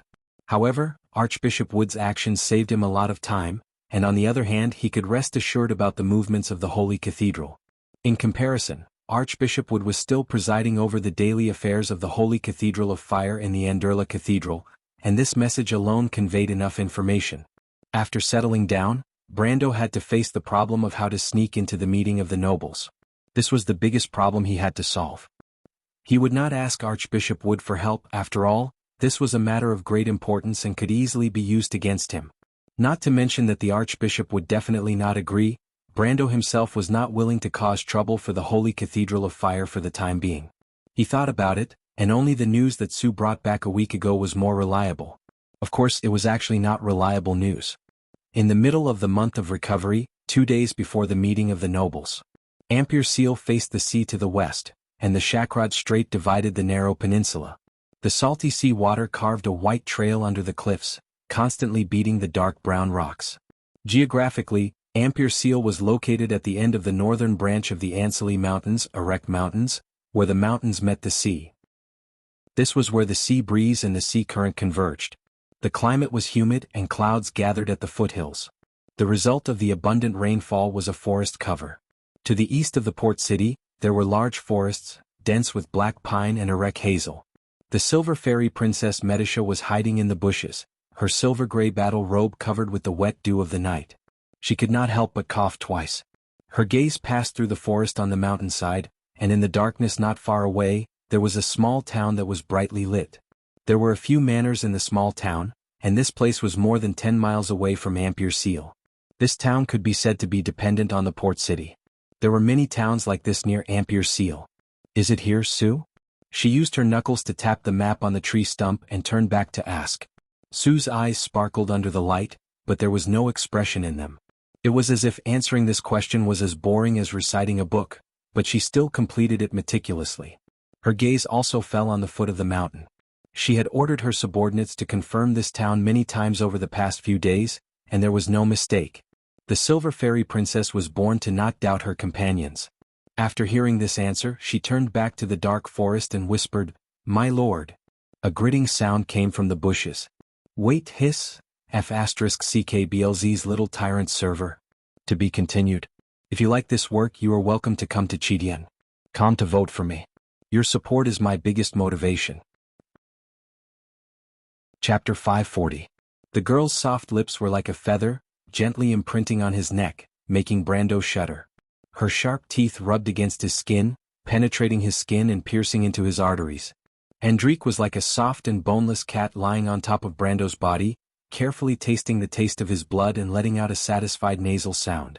After sucking his blood, the princess-like vampire licked his neck as if she hadn't had enough, making Brando shudder in pain. Brando sucked in a breath of cold air. Normally, vampires would release an emotional factor to their host when they were sucking blood, causing the host to fall into an illusory state of happiness. Generally speaking, being sucked blood was a painful and joyful thing. However, Hendrik never bothered to do so. According to her, it was something that only shameless people would do. Every time this happened, a certain trap would be shot and fall to the ground. In short, being sucked blood by Hendrik was a very painful thing. The only consolation was that every time the girl sucked blood, she would snuggle into Brando's arms like a lover, exuding a seductive charm. Hendrik was definitely a femme fatale. Her well-proportioned and boneless body was completely pressed against Brando's chest, and Brando could almost feel two soft lumps touching his skin. The girl's curvaceous thighs stretched out from under the ruffles of her black dress, as white as jade under the moonlight in the wilderness. It really made one's imagination run wild. "I'm done," Hendrik said to the Mephistopheles as if she was the host. The vampire replied with an "oh." The blood descendants were like a hierarchical society. After the noble girl finished drinking her host's blood, the Mephistopheles kissed Brando's neck from both sides. "Hey hey." Brando was held down by the two gold-ranked vampires and couldn't move. "You said you wouldn't bite my neck. Even my big sister can bite it, why can't I?" "There's a difference between men and women," Mephistopheles playfully fluttered her long eyelashes and pretended not to hear him. She tucked her hair behind her ear with one hand and bent down to take a bite. Brando rubbed his neck and looked at Medisha apologetically. The Silver Fairy Princess smiled gently at him. "My lord, now that you've found out that you're with us undead, you'll encounter all kinds of trouble, right? Because they are not living creatures, they have to rely on something to entrust themselves to this world. This is the law of the dead." Only then did Brando remember that the little princess was also a ghost. However, she was probably the most beautiful ghost in the world. The Silver Fairy Princess's long silver hair and armor glowed faintly. This was actually a special characteristic of a spirit body. Brando shifted his gaze away from her and looked towards the small town at the foot of the mountain. "How is it?" The small town at the foot of the mountain was silent in the darkness. There was only a hazy light in the distance. Only the elves could see so far and so clearly. Of course, the merchant lady could as well. "It's here," Sue answered. Sue said that it's here. Lord Nightsong had also led the other mercenaries of Lopez to investigate. The townspeople said that there was indeed a foreign noble living here for the past few weeks, but they're not sure if it's Count Yenbao. Medisha replied. Brando listened and nodded. This was the answer that Sue had given him, to replace the Count's envoy and attend the meeting of the nobles. Kidnapping the envoy of the Count, or even the Count himself, sounded ridiculous, but it coincided with Brando's thoughts. The meeting of the nobles would be held in 2 days at the Sephora Manor, which was the property of the Holy Cathedral of Fire. The Holy Cathedral of Fire would arrange their own personnel to maintain the venue, so it was impossible for outsiders to sneak in. Of course, Brando would not be stupid enough to ask for Captain Wood's help in this matter, mainly because it would be too easy to leave evidence behind. Besides, with the position of the Archbishop, he would definitely not agree. The only way was to pretend to be a noble. Now it was known that 5 of the 6 Grand Dukes were participating in this meeting. Among them, Grand Duke Viro and Grand Duke Karsuk had sent their own envoys. Grand Duke Cypher and Grand Duke Arek had gone personally. Corvado was the fief of the royal family, so the envoys of the eldest prince would naturally go as well. Only Grand Duke Grenoires maintained his usual indifferent attitude and did not even have the mood to send an envoy. Of course, as long as Brando's brain was still working, he would not want to pretend to be these people. For the same reason, the 2 marquises and Prince Lu Ku were the same, leaving only the 5 special counts of Erewhon. Count Randner was naturally impossible. Count Vitokin was also ruled out as the commander of the Black Blade Squad, and Count Janalesu was the commander of the royal fleet, so he could not choose either. Therefore, Brando could only pretend to be 2 people left. One was Count Cordo of Grey Mountain, and the other was Count Yenbao. However, Count Grey Mountain's territory was next to Corvado, so he must be familiar with it. In contrast, Yenbao was located at the northern border of the kingdom and was the weakest special count. Its count rarely dealt with the other nobles of the kingdom. It could be said that he lived in seclusion. Even Brando, a player who usually ran around, had never seen this count, and even fewer people in the noble circle of the kingdom were familiar with him. With such a comparison, the answer was clear. It doesn't matter if it is or not, let's take a look first. Kidnapping a noble's envoy sounded simple, but Count Yenbao was still a special count. How could he not be heavily guarded? However, Brando believed in the strength of his subordinates, so he decided to take a look first. Count Yenbao's manor was located in a secluded forest near the town. This count did not have any reliable friends in Ampere Seal, so the manor was rented temporarily. Ampere Seal often had merchants and nobles from all over the kingdom, so there were many manors like this in the vicinity. Before coming here, Su had already sent people to inquire about this manor. This manor was the property of a merchant who did not have any background. This news also made Brando feel more at ease about the whole plan. The group quietly snuck into the Erek Hazel forest less than 100 meters away from the manor. The bushes here were dense, and at this distance, they did not have to worry about being discovered by the manor's guards. However, even so, Brando still ordered Medisha to stay further away. The fairy princess's slightly glowing silver armor was really suitable for stealth operations. He simply let her and Scarlet lead the Fireclaw lizard men to set up a suitable distance. If there were any accidents, at least they could provide support. No matter what, their next move could be said to be a little crazy, and Brando had to be careful. Beside Brando were the mercenaries of Lopez, the two cute Miss Vampires, and Andrique's black derivatives, the Blood Descendants. These Blood Descendants were all young boys and girls, and their strength was between the peak of iron and the beginning of silver. However, they were exceptionally good at stealth operations, and were not inferior to the experienced mercenaries from the 10 cities. In addition, there was also an extremely untimely presence. Miss Merchant had quietly followed Brando without anyone's permission. When she walked, she was like a little kitten. If she had not been sneakily following behind Brando, even Brando himself would not have noticed this little fellow. It had to be said that this was an incredible stealth talent, especially when she had not been specially trained. Even the best fighter in the mercenaries of Lopez, Nightingale, could not help but praise her. However, from Brando's point of view, it was more like this young lady was born with these skills that could be used to do bad things. In short, the word virtuous did not apply to Miss Merchant. However, Brando had also thought it through. Instead of letting this little thing play tricks in places where he could not notice, it was better to keep her by his side. At least he could monitor her and prevent her from causing any trouble. Therefore, after strictly ordering the Roman to stay within 5 feet of him, he decided to let this young lady do as she pleased. It seemed that the little Roman was quite satisfied with Brando's order. In fact, she just wanted to go on an adventure with him.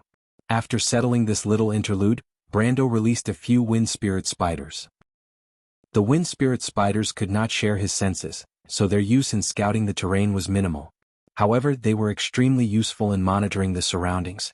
Then he raised his head and looked in the direction of the manor and asked, "How many guards are there?" "I can clearly see one at the main entrance, but I don't know if there are any hidden sentries, my lord." In the dark, a vampire's vision was much better than a human's, so one of the vampires immediately answered. Brando was quite satisfied with this answer. Behind the layers of trees, it was difficult to clearly see the manor from 100 meters away. He nodded and used the wind spirit spiders to sense if there were any hidden sentries. He was about to order everyone to approach the manor when the Roman suddenly said, "The Roman saw that there were still people in the manor. I saw someone by the fountain in the courtyard. Oh, he seemed to have kicked something." He bent down to pick up the stone and threw it into the fountain. Everyone looked at the merchant lady in shock. Brando then remembered that there was a human-shaped self-driving radar beside him. He suddenly felt that it was a great idea for the merchant lady to follow him.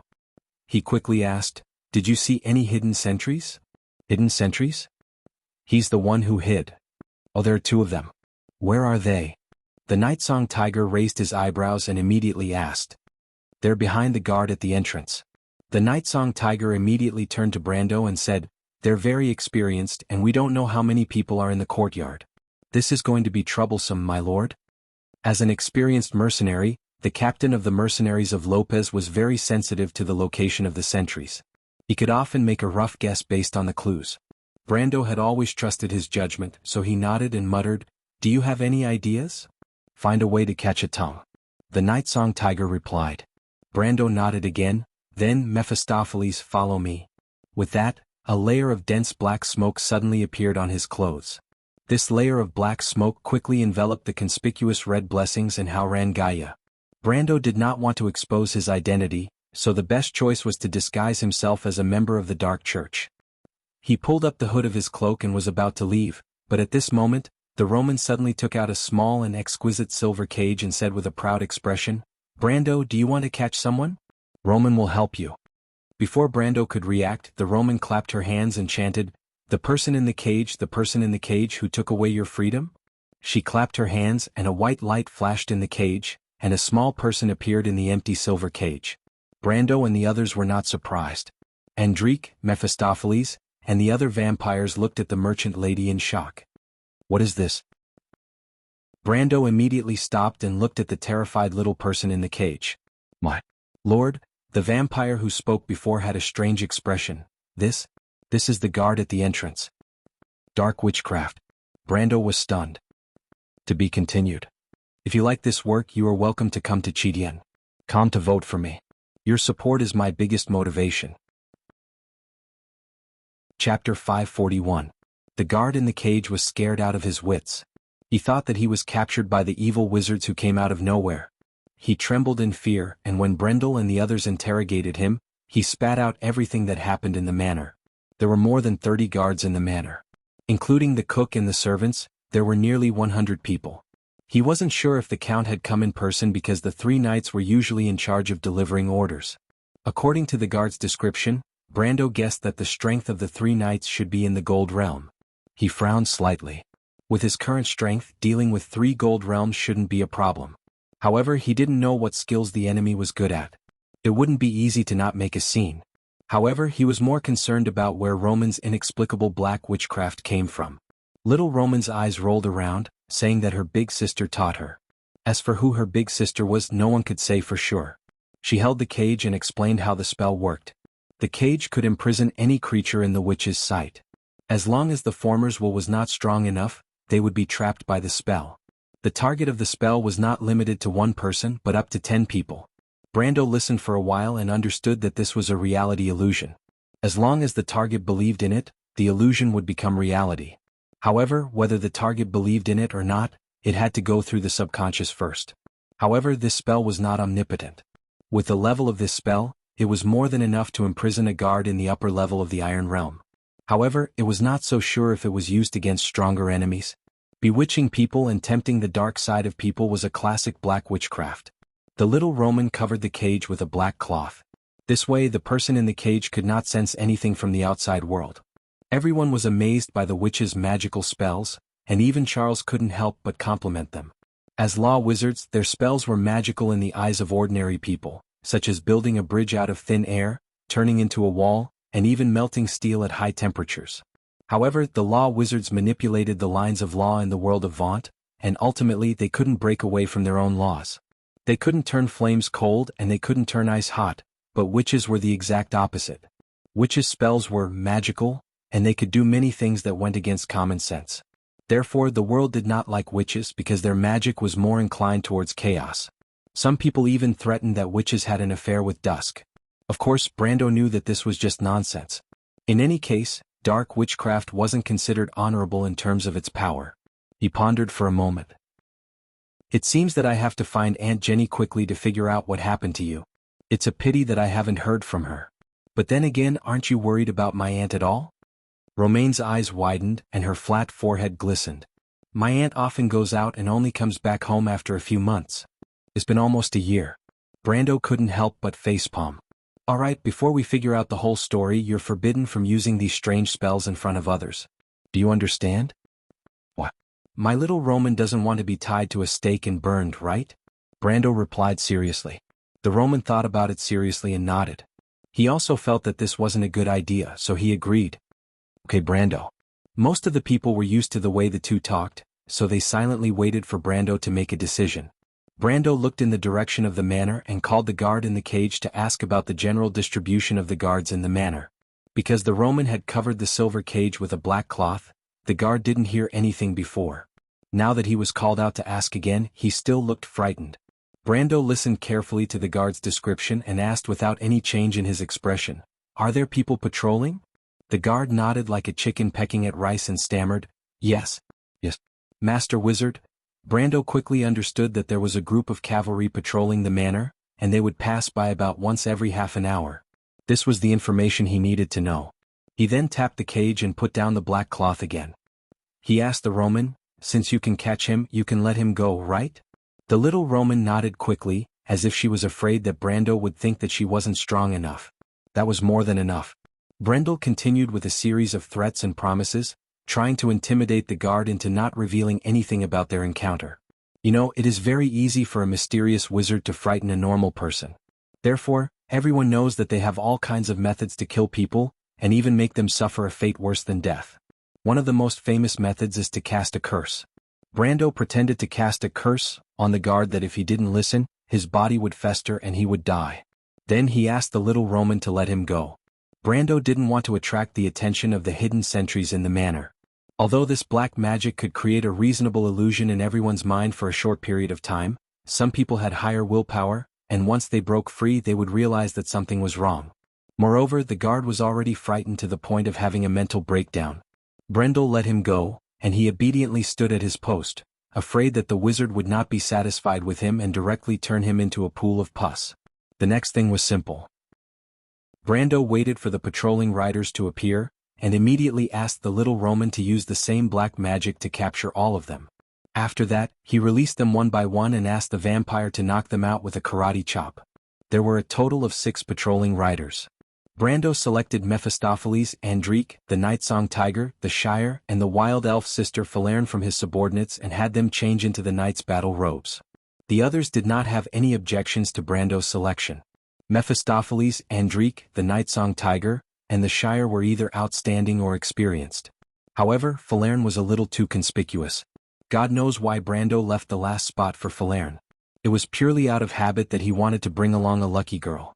Naturally, the others could not figure out the reason behind it. They could only look at the two of them with a slightly ambiguous gaze. Falerne thought about it and could not help but look at Brando suspiciously. However, she did not say anything and only nodded. Brando did not realize that his random decision made the others think that he had an affair with his personal secretary. Even if he did, he would not know whether to laugh or cry. This was just a small interlude. Brendel had already asked the patrolling cavalry's route, and now he led the others out of the forest as if nothing had happened. He rode on the cavalry's war horses and continued to advance along the manor. Brando looked around the manor. Although most of the manors around Ampere Seal had a certain degree of defensive capabilities, these private manors were not fortresses. Moreover, the security around Ampere Seal was not bad. Therefore, the outer walls of the manor were at most used to guard against ordinary thieves. The outer walls of the manor were only about 2 to 3 meters high. In the eyes of those with some strength, it was not much different from nothing. Inside was the courtyard, and the main building was at the southern end behind layers of treetops. The 6 of them circled around the manor, and then approached the back door of the manor according to the predetermined route. The back door of the manor was between 2 tall pine trees. However, at this time, the Shire came close to Brando and whispered, "There's a warning spell." Brando thought to himself. The Shire, who was not good at moving around in armor, joined the team for this reason. They were now covered by Andrique's disguise spell, but there were many truth-type spells in the Amber Sword that could see through their disguise.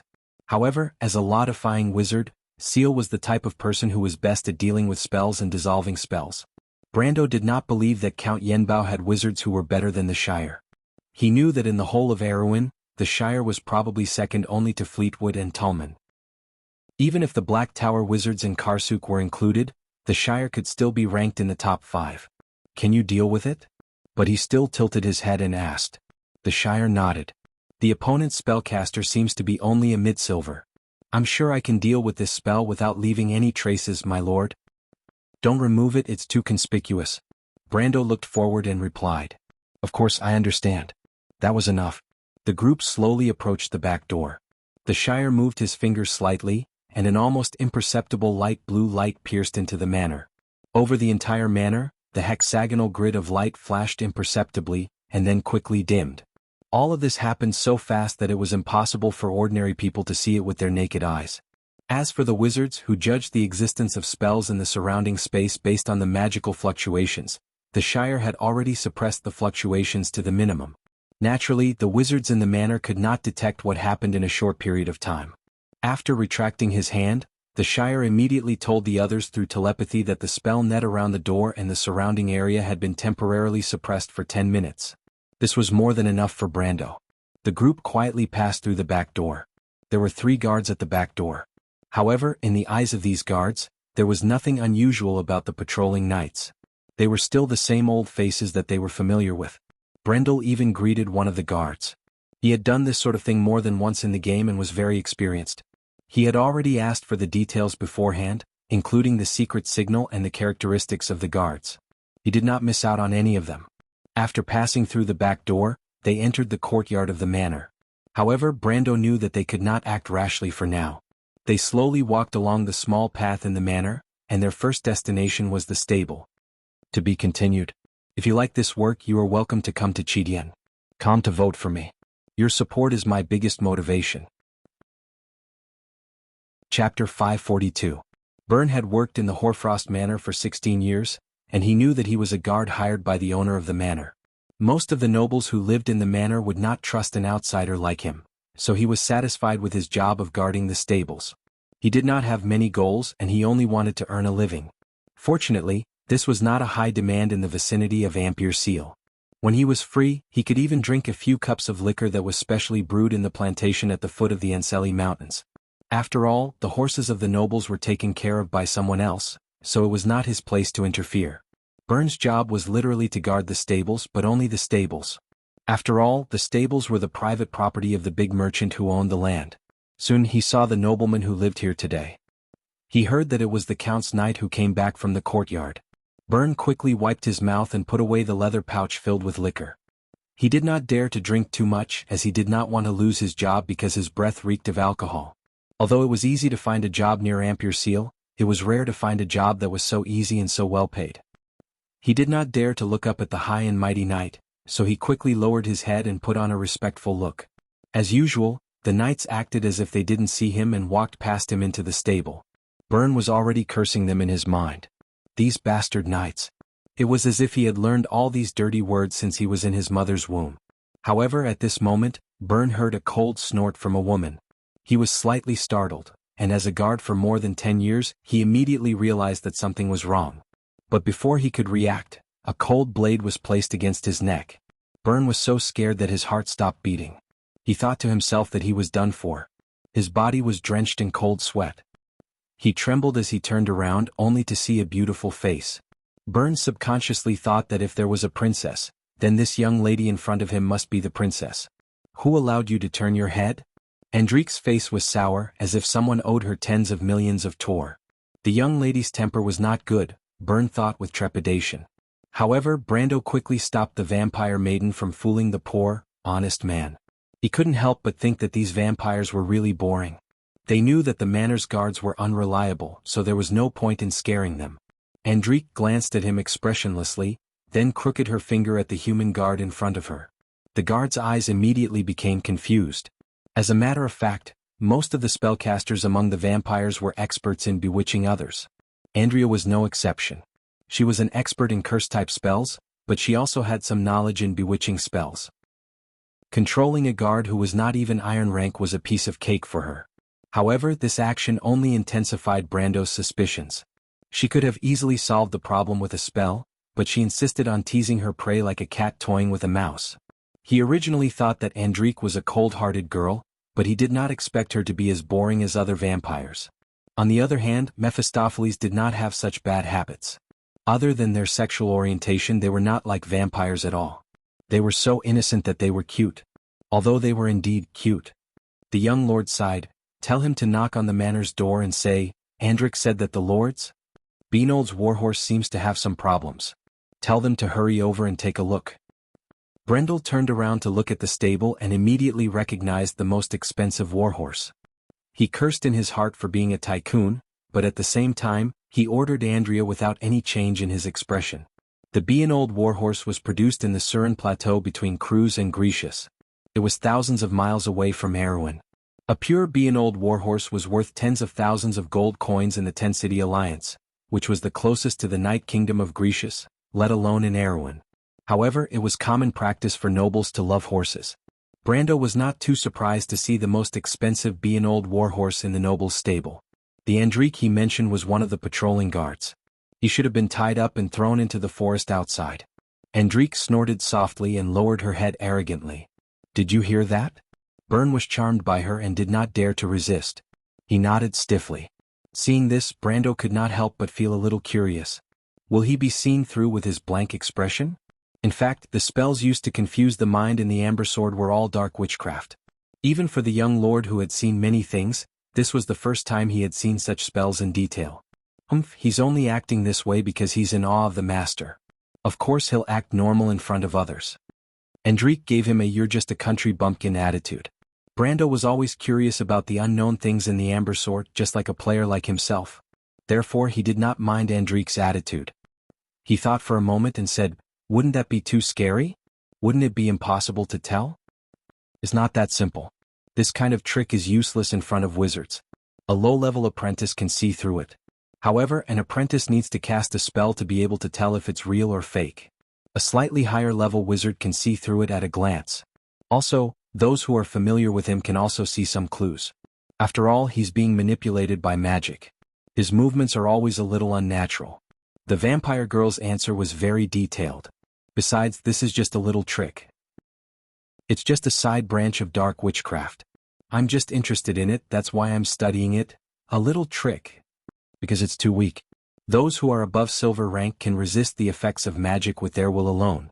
The effect of mind confusion on them is next to nothing. Brando then understood. At this time, the guard had already turned around and walked towards the manor. In fact, the manor was not far from the stables. It was only about 100 steps away. Within this distance, those who were above gold rank could easily sense the movements around them. Brando could even hear the guard stopping and knocking on the door. It should be the back door of the manor's kitchen. The guard knocked for a while before the door opened with a creak. In fact, Byrne knocked 3 times before the door opened a little. A pair of impatient eyes looked at him from behind the door. What do you want? Byrne knew this knight. He was one of the many servants of the noble lord. However, that was all he knew. He only saw the knight from behind the noble lord during the day.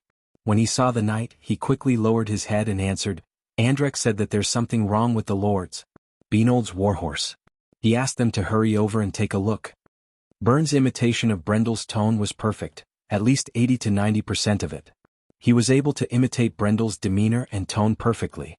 When Brando heard this, he almost spat out the water in his mouth. He turned around and looked at Andrik. The vampire girl could not help but cover her face. That idiot. Andrik squeezed the words out from between her teeth. Her snow-white skin could not help but blush. In fact, the vampire girl felt that she was being humiliated by this stupid servant. She hurriedly hooked her finger and said a strange word, Turios. What does that mean? Nothing. It just makes people more willing to believe that the lies they hear are reasonable. Andrik snorted softly. This is also what you call black witchcraft. But the effect is minimal. I can only do my best. Brando turned around. Mephistopheles, the Nightsong Tiger, and Falerne subconsciously put their hands on their weapons. The Shire also silently put his hand on his spellbook.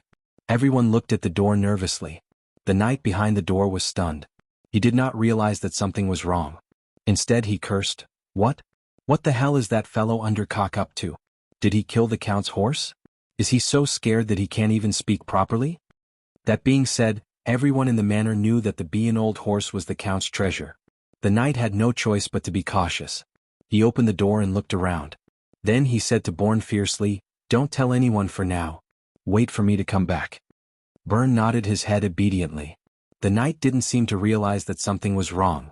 He didn't even bring his weapon as he hurried over.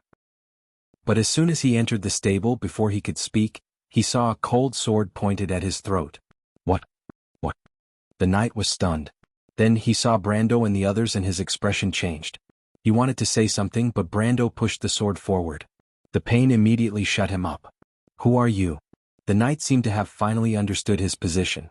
He could not help but ask, Where is Andrek? Do you know who you are offending? Don't ask nonsense. Brando did not have time to waste on this guy. He turned his head and signaled the Mephistopheles to restrain the guy.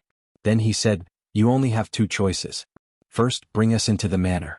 I don't need to tell you the second choice, right? The knight understood Brando's meaning. His face turned from white to red and then from red to white. He hesitated for a moment, but he did not hesitate. He said, I can't just bring you in like this. I need an excuse. I don't want to die with you. Otherwise I'll die anyway. Why don't you just kill me now? You're still clear-headed. Brando could not help but praise him. The excuse is simple. Didn't I tell you just now? Just now. The knight blinked. Only then did he remember what Byrne told him. His expression changed again and he nodded. All right, you have to promise not to kill me. Brando immediately swore to Martha. He did not intend to kill anyone. The best outcome was to subdue the Count. If there was blood, it would not be easy to clean up the mess in the future. After all, openly attacking a noble was strictly forbidden in the code of the Holy Cathedral of Fire. Brando knew very well that he was just skirting the line. Because of this reason, in fact, he only told his summoned creatures, Amandina, and a few of his core subordinates. He did not even tell the truth to the young officers of the White Lion Legion. Brando could not guarantee that everyone would be willing to do this with him. As for Amandina, Scarlet and the others, they had already experienced the real test of life and death with him. Naturally, they were different. When the knight saw Brendel's oath, he was 90% convinced. In the Amber Sword, the people of the civilized world swearing to Martha was a very solemn thing, and no one dared to go against it. After all, the consequences of going against an oath were obvious. This was a world with real gods, and Martha who walked in the sky would not allow the people of the world to use her name to swindle and deceive. After acknowledging this point, he reluctantly led the way. Brando was not afraid of any tricks. First of all, Andrique used black magic to manipulate people and could see if they were lying. Second of all, Mephistopheles followed beside him. On the surface, it seemed like nothing was wrong, but in reality, the vampire's dagger was pressed against the knight's back. It was too easy for a gold ranker to spy on a silver ranker. The knight brought them in through the back door of the manor's kitchen. In fact, Brando's group was disguised as the Count's knight, but they were in charge of their own areas. Without a guide, they could not just wander around. The knight led them through a long corridor and came to a room. He knocked on the door and said, "Lord Ronan." Along the way, Brando asked a lot of questions about the manor's interior.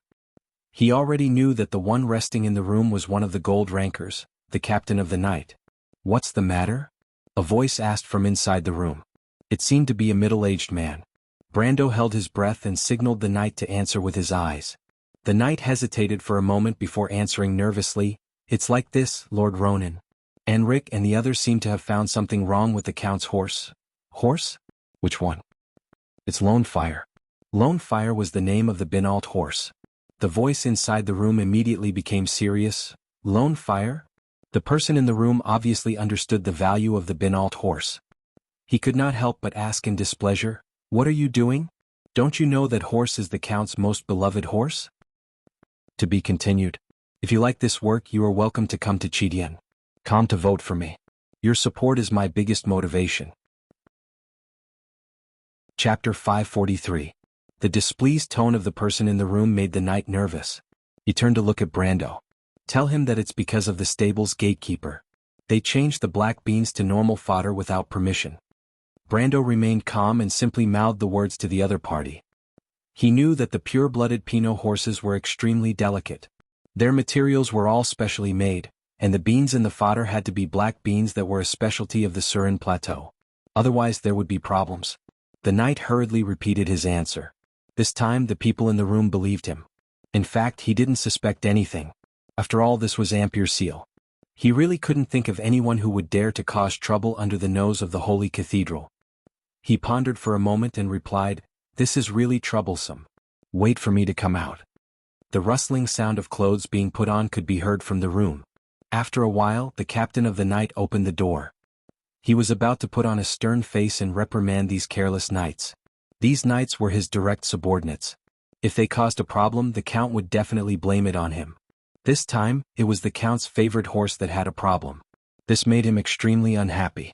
But before he could speak, Brando, Andrique and Mephistopheles rushed into the room. "Enemy." At that moment, the captain of the night reacted. Ronan had been famous in Yenbao for many years.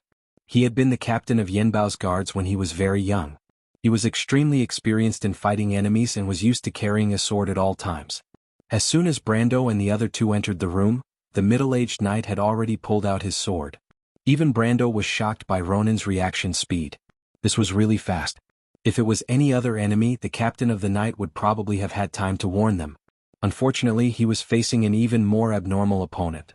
Brando and the other two alone were 3 gold rankers. They would definitely have the advantage in a 3-on-1 battle. Andrique and Mephistopheles were even more superior in terms of race. Brando himself was needless to say. With his current strength, he could even fight against an opponent with elemental awakening. At least, Devard the Eagle was proof. As soon as Brando made his move, Ronan was immediately frightened. The difference in swordsmanship was not at all on the same level. He subconsciously wanted to retreat and warn the other people in the manner, but at this moment he heard a faint voice. Domain of silence. The Shire stood outside the house and pointed inside. A domain of silence that covered a radius of nearly 20 feet immediately spread out. All the sounds in the area seemed to be swallowed by an unknown existence in an instant. Sparks flew everywhere when the swords clashed, but not a single sound was made. The scene was really strange, but our Lord Knight was not in the mood to care about all this at the moment. As soon as the domain of silence was spread out, Brando attacked even more freely. In just 3 rounds, Ronan had no choice but to abandon his sword and surrender. In fact, it was not that the knight wanted to abandon his sword, but if he didn't, he would probably lose his hand as well. In desperation, he had no choice but to throw away his sword and raise his hand. Brando stopped his attacks and pointed his sword at the knight's heart. He couldn't help but look at the knight. The other party was quite particular about the nobleman's spirit. Only when he realized that no amount of effort could change the current situation did he throw away his sword and surrender. Compared to the knight behind him, this knight was much more moral. In fact, this era was like this. You couldn't expect a knight to do too much for the Lord. Unless it was a true retainer, very few people would be willing to make unnecessary sacrifices for the sake of their lord. The current situation was exactly the same as when the nobles of Fortress Reden fled. Brando didn't feel surprised at all. Who are you? Ronan raised his hand, but his eyes were still sharp as he stared at Brando and the others. He mouthed the question. None of your business. Brando replied, right now, I want to borrow the help of your count to complete a task. I can guarantee that I won't harm his life, and I won't put him in any disadvantageous situation. The count has no reason to agree to your request. Ronan's expression was calm, but his mouth was full of sarcasm. Brando shrugged his shoulders. Being called a thief made him feel a little ashamed, but he couldn't care less. Right now, we are in control of the situation. This reason is sufficient. In fact, we don't need you to do anything. We just need you to stay here for a period of time. At this time, the Shire had already cast a soundproof spell, so he cancelled the silence spell. Ronan carefully looked at everyone present. I can't answer any of your questions on behalf of the Count, he replied. It doesn't matter. I just need you to help draw out the other gold-ranked expert. Don't worry, we will only restrain him. Brando replied, as far as I know, there are 3 people with the same strength as you in this manner. In addition to the Count's personal bodyguard, there is another person who lives on the 2nd floor, right? With your status, you should be able to go to the 2nd floor, right? Ronan was silent. He fiercely glared at the knight behind Brando. Of course, he knew who told the young man in front of him. But after thinking about it, he shook his head. Forgive me, but I can't accept it. This goes against my beliefs. When Brando heard this answer, he couldn't help but look at the other party in surprise. There were very few people who still held on to their beliefs in Erwin. Before meeting Coden, Brando thought that there were only people like himself, the princess and the Valkyrie. He shrugged his shoulders and withdrew his sword. He nodded to the other party. Very well, I respect your choice. Ronan was slightly startled. He didn't think that these bandits who broke into the manor would be so easy to talk to. He couldn't help but frown as he stared at Brando. What kind of trick are you trying to play? You should know that without my help, you won't be able to go to the 2nd floor. From the looks of it, you don't want to attract the attention of those outside. I'm determined to win. If it doesn't work, I'll just have to force my way in. Brando replied, I'm confident that I can control the situation in a short time. But if it can be simpler, I don't want to cause trouble. The middle-aged knight pursed his lips and frowned.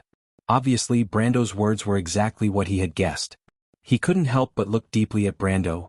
You should know the consequences of spilling blood in the area controlled by the Holy Cathedral. No thief in Ampere Seal has dared to do so in the past 100 years. Brando stared back at the other party without backing down and replied calmly, You've got 2 things wrong, sir. First, the person in front of you is not a thief. Second, I'm not afraid. When he said this, he had already made up his mind. There were still 2 days before the meeting of the nobles. Brando knew very well how history had led to a path with no future. He would not allow history to repeat itself. In the Amber Sword, he had seen Her Highness the Princess and the Valkyrie. He had fought side by side with many people, but this time he was going to fight alone. Ronan saw the burning determination in Brando's eyes and couldn't help but choke. He didn't know where these people came from, but they didn't look like ordinary bandits. He shook his head in his heart. How could they be bandits? Which bandits would dare to attack an Ampere seal? He sighed. You're not from the Lekin family? The Lekin family? Brando felt like he had heard of this noble family before, but it didn't matter. He was sure that it wasn't some big family like Erwin or Cruz. Since when did Count Yenbao have a grudge with this small family? And they seemed to be very nervous. Brando's thoughts turned quickly. He suddenly thought that Count Yenbao's unusual intervention in the meeting of the nobles in Ampere Seal might have something to do with this matter. But this had nothing to do with his purpose, so he quickly shook his head. Of course not. You're from the evil cult? Ronan's brows relaxed a little, but he still frowned deeply. He suddenly thought of the rumors of the evil cult controlling the nobles and couldn't help but ask. However, as soon as he said this, the knight behind Brando suddenly changed his expression. In Wond, only one kind of people dared to ignore Martha's oath, and that was the evil cult. This meant that if Brando was from the evil cult, then wouldn't his promise to not kill him be a lie? Thinking of this, the knight couldn't help but tremble a little.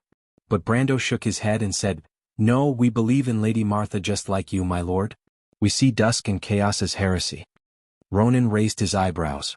The evil cult would never say such things. He sighed in relief and thought for a moment. Then as long as you swear in front of Lady Martha and do what you said before, I can consider helping you persuade the Count.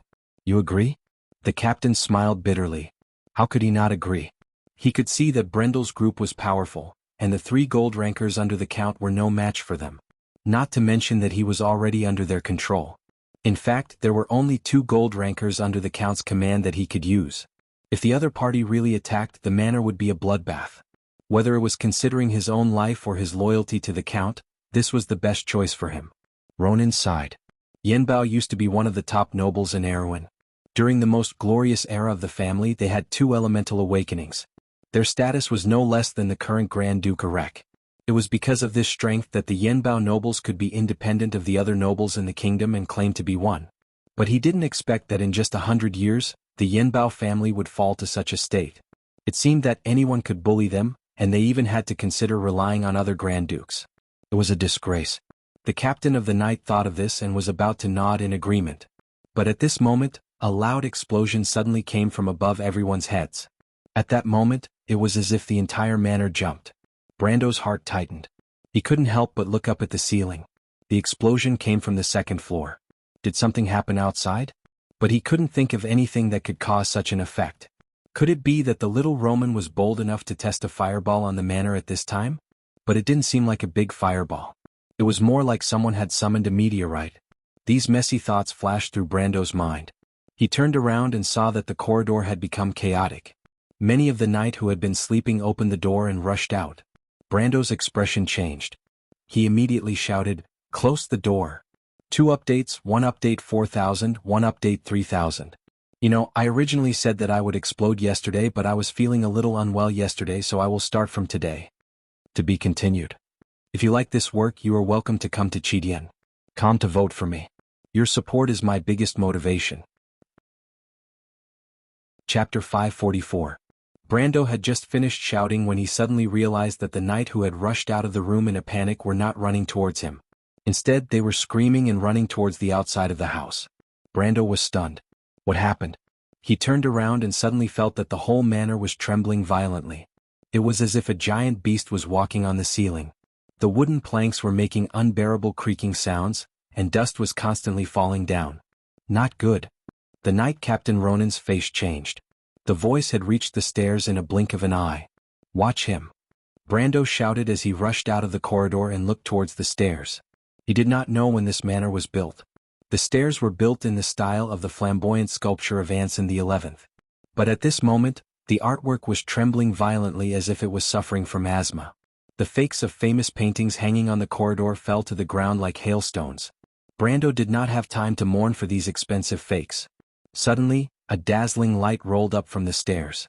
Golden flames spewed out and instantly turned the paintings on the ground into ashes. The temperature in the corridor suddenly rose. The flames flooded the corridor like a waterfall from the 2nd floor.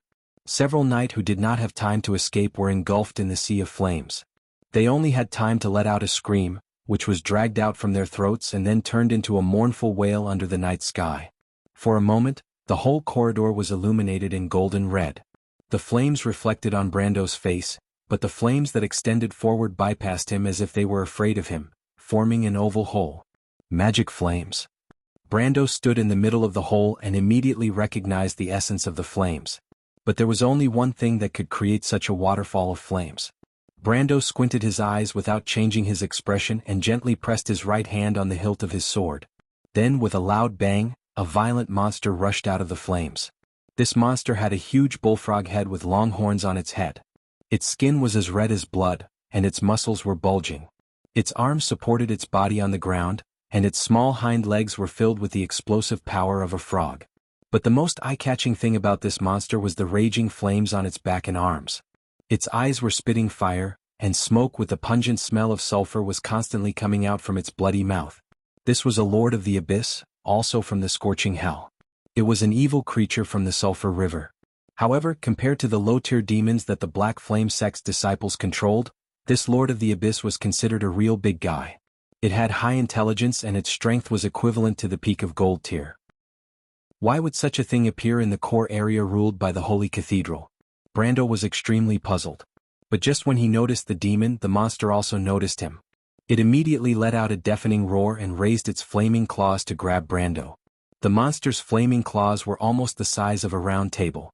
Brando did not dare to be careless. He quickly stepped back and dodged, and the monster's claws hit the ground with a bang. A circle of flames spread out from the monster's palm. The wooden floor on the first floor of the manor was instantly charred with red sparks. The Abyssal Lord missed its attack, so it pushed off the ground with its claws and then pounced on Brando. The Abyssal Lord from the sulfuric river was covered in flames. Its body was about 4 times the size of Brando. Its body almost filled the entire corridor. As it moved forward, the flames on both sides of its body gradually pressed against the wooden walls on both sides of the corridor. The wooden planks let out a terrifying cry and were then swallowed by the flames. It was as if they were being sucked into the world of flames behind the Abyssal Lord. Behind Brando was Luo Ning's room. If he took another step back, Falern and the Nightsong Tiger would definitely not be able to protect themselves. Helpless, Brando could only raise his sword with both hands and take a step forward. The sword in his hand was swung towards the monster's chest in a circle. In terms of absolute strength, Brando was slightly inferior to the Abyssal Lord. But with the amplification of the power crystal, if his sword were to hit the monster, it would be enough to cause it to suffer. The chest was the Abyssal Lord's weak spot. The monster's intelligence was extremely high. When Brando swung his sword, it immediately stretched out its long claws and grabbed Brando's sword. Its movements were astonishingly fast. Brando did not even have time to retract his sword. The claws of the Abyssal Lord seemed to be made of metal. The steel sword that Brando used to conceal his identity actually let out a teeth-numbing screech when it cut through the Abyssal Lord's claws. For a moment, sparks flew everywhere. Brando's attack was stopped. He could only feel his hands going numb. The Abyssal Lord's strength was at least 100 points higher than his. Fortunately, his base strength was also over 200 points, or else he would have been sent flying. Brando could not help but take a deep breath. The approaching Abyssal Lord's scorching hot breath almost set his lungs on fire. Even though he knew that this feeling was not real, he could not help but hold his breath. This Abyssal Lord was the most troublesome enemy he had encountered after Andesha. Although Devard the Eagle was far more powerful than this cursed beast, he had actually used a trick during the duel. If Devard had gone all out from the start, it would have been difficult for him to win without using the Planeswalker system. However, the Abyssal Lord from the Sulphur River was not like a human swordsman who had learned the etiquette of nobles. They were born to fight, and once they entered the state they would only use 200% of their strength. At this moment, Brando felt that his eyebrows were about to burn. The thought flashed through his mind, but his body did not slow down. He threw away his sword without hesitation and raised his left hand to parry the Abyssal Lord's claws. At the same time he lunged forward and punched with his right fist. The fool's frenzy. Get the hell out of here. Brendel roared and unleashed all his strength. His right hand seemed to have penetrated through the gap in space and landed directly on the monster's chest. There was a muffled sound like tearing silk, and just as the monster raised its head, the expression on its huge and ugly face froze at this moment. With a loud bang, it turned into a red blur and flew backward. Ah! The Nightsong Tiger, Falerne, and Mephistopheles, who had never seen Brando use frenzy before, were so frightened that they could not help but cry out. Ronan's face was pale. Of course he knew what the Abyssal Lord was. He thought that he would not be able to escape this time, but he did not expect that the Abyssal Lord would be able to send the Abyssal Lord flying with a single punch. Who was the real Abyssal Lord? He wiped the blood from the corner of his mouth. Demons were indeed the most resilient of all monsters. The Lord of the Abyss had the ability to reflect damage, and he did not have the time to deal with it. As a result, he was heavily injured as well. His status had turned yellow, and his HP had decreased by more than 300 points. This was the result of activating the Berserk innate talent and increasing his vitality by more than half. My lord, your hand. Mephistopheles suddenly covered their mouths. Brando's left and right hands were burning with hellfire, as if he was wearing a pair of flaming gloves. If it was a normal person's hand, it would have been burned to ashes. However, Brando's magic resistance was extremely high, and the flames were only a little hot. Brando waved his hand, and the flames on his hand suddenly retreated like a gust of wind. The Knight Captain, Ronan, looked at Brendel with even more reverence. He was definitely a monster. Ronan's feet were already on his sword, ready to break out of the encirclement and escape with the Count if he was distracted. Although he was a knight, his loyalty to the Earl was always his #1 priority. However, when he saw Brando make a move, Ronan could not help but sigh and give up on this unrealistic idea. He looked at the direction of the corridor. The originally terrifying Abyssal Lord was sent flying by Brando's punch. After it crashed through the wall behind it, it was buried under the wall. Even the flames on its body had weakened a lot. A moment later, a thick smoke suddenly emitted from under the rubble. Then sparks rose and formed a hexagram on the ruins of the manor. The hexagram quickly dimmed and turned into a pile of charred wreckage. The Abyssal Lord was actually killed by his punch. However, Brando was not too surprised. The power of his punch had almost reached the active elemental awakening stage, and it happened to hit the Abyssal Lord's weakness. Moreover, the Abyssal Lord was not a boss, so it was normal for it to be killed by a punch. The Abyssal Lord was too careless.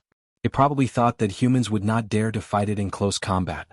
As a result, it was taken advantage of by Brando, who had monstrous magic resistance. Brando stared at the pile of ashes and panted. He turned to Falerne and said, Abyssal Lords cannot be easily killed outside of the Sulphur River. After they receive fatal damage, they will transform into another form and be teleported back to the scorching hell. However, the teleportation circle will not take away the items they carry with them. Go and see if there are any spoils of war. Why me again?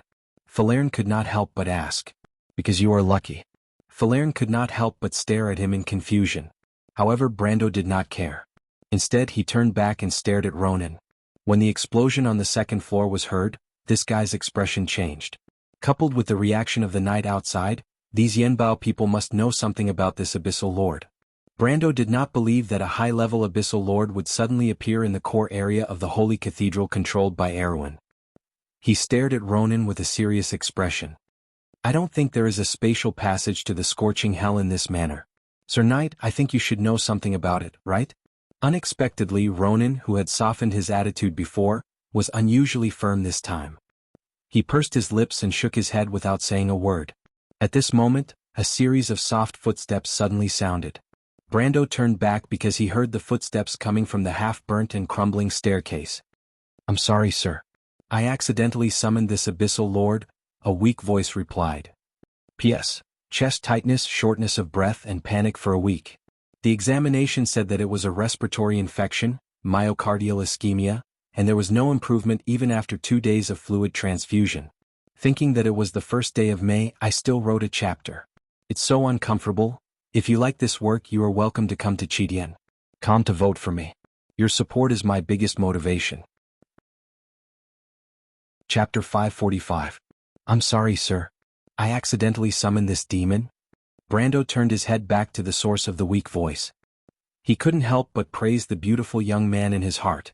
The boy on the stairs, in his moon-white silk pajamas, had one hand on his chest, was moving up and down on the charred wall. The young man's face was slightly sharp and delicate. Under his black shoulder-length hair, his eyes were as bright as the stars. His skin was as white as snow and his thin lips were as bright as a rose. The young man pursed his lips. His eyebrows were slightly wrinkled as if he was suspicious of the origin of Brando and the others. Brando couldn't help but sigh in his heart. He couldn't help but think of the silver elf Nalathar who was sleeping in the Emerald Forest. But at this moment he had to admit with jealousy that in this world, there were indeed some humans who were more beautiful than the elves. But soon he saw the young man's pointy ears. It turned out that he was a half-elf. Fortunately, Brando was relieved. At least the other party didn't destroy his last dignity as a human. "Count, are you all right?" Ronan bowed slightly behind Brando. The young man looked at his captain of the night and nodded. This action undoubtedly confirmed his identity. This 15 or 16-year-old young man was actually Count Yenbao.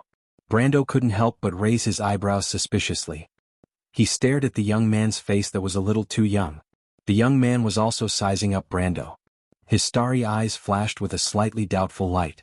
Most of the disguise spells in this world would be automatically dispelled once the target used force or any other skills.